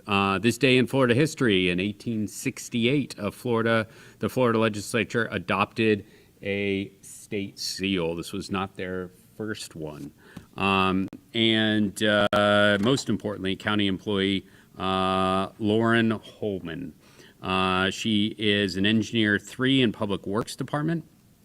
Lauren has served the county for over 6 years in the Development Review Group. She has consistently stepped up to provide leadership and training to junior staff. She's always professional, friendly, and is a great example of what a county employee should be. She's a loving wife and mother of 2. Here's the deal. She's not here today because she's with her 2 kids for parent-teacher time. So that is, she's prioritized, and she's done so very well. She enjoys running and traveling with her family. Lauren also coaches her kids' school cross-country team. So another great county employee. We thank you for all your hard service. And with that, I have 2 speaker cards. The first one was Janice Scott. Okay. Second one, Sandra Sullivan. You want to put these in here? Sure. Sandra Sullivan, South Patrick Shores. I'd like to talk about the wetlands and the flooding in North Merritt Island. So in coming here 5 years, what has citizen-driven filled this room more than any other issue has been flooding on North Merritt Island and in Merritt Island. So this is a picture of the National Wetland Inventory, and you'll see that Merritt Island is like a big bowl. And so when it gets rain, like even in the last 2 weeks, they get flooding, okay? This is the number of complaints. In 2017, when we had Irma, they had 58 complaints. Last year, when we had Hurricane Ian, we had 79 complaints. And you can see a trend upward. So I found it really interesting when I was talking to Joe from BJM. He told me that the greatest issue to incorporation was the flooding impacted by federal interests. And I didn't really understand that until I started digging into it. I have lots of reports on the flooding. This is just in a 10-year storm, which happens probably more often than 10 years. You see houses are underwater. I mean, it's horrible. We have this one here that the recommendation was to reduce the density from 1 unit per acre to 1 unit per 2.5 acres. There's also in a 2018 study, which is this one here. You can see in the red, that's the coastal high hazard area. And that's in the very north. So the boundary starts on Nassau Boulevard. And the point I want to make, which is very curious, is this is from the North Merritt Island Special District. And you'll see it includes the federal lands in the Merritt Island District. But BJM removes that. And what is not in that plan, in that study, is why they removed it, and hence it's a violation of state statutes. Thank you for bringing that in for a landing just on time. If there's no other comment, I'd like to close this meeting at 8:01.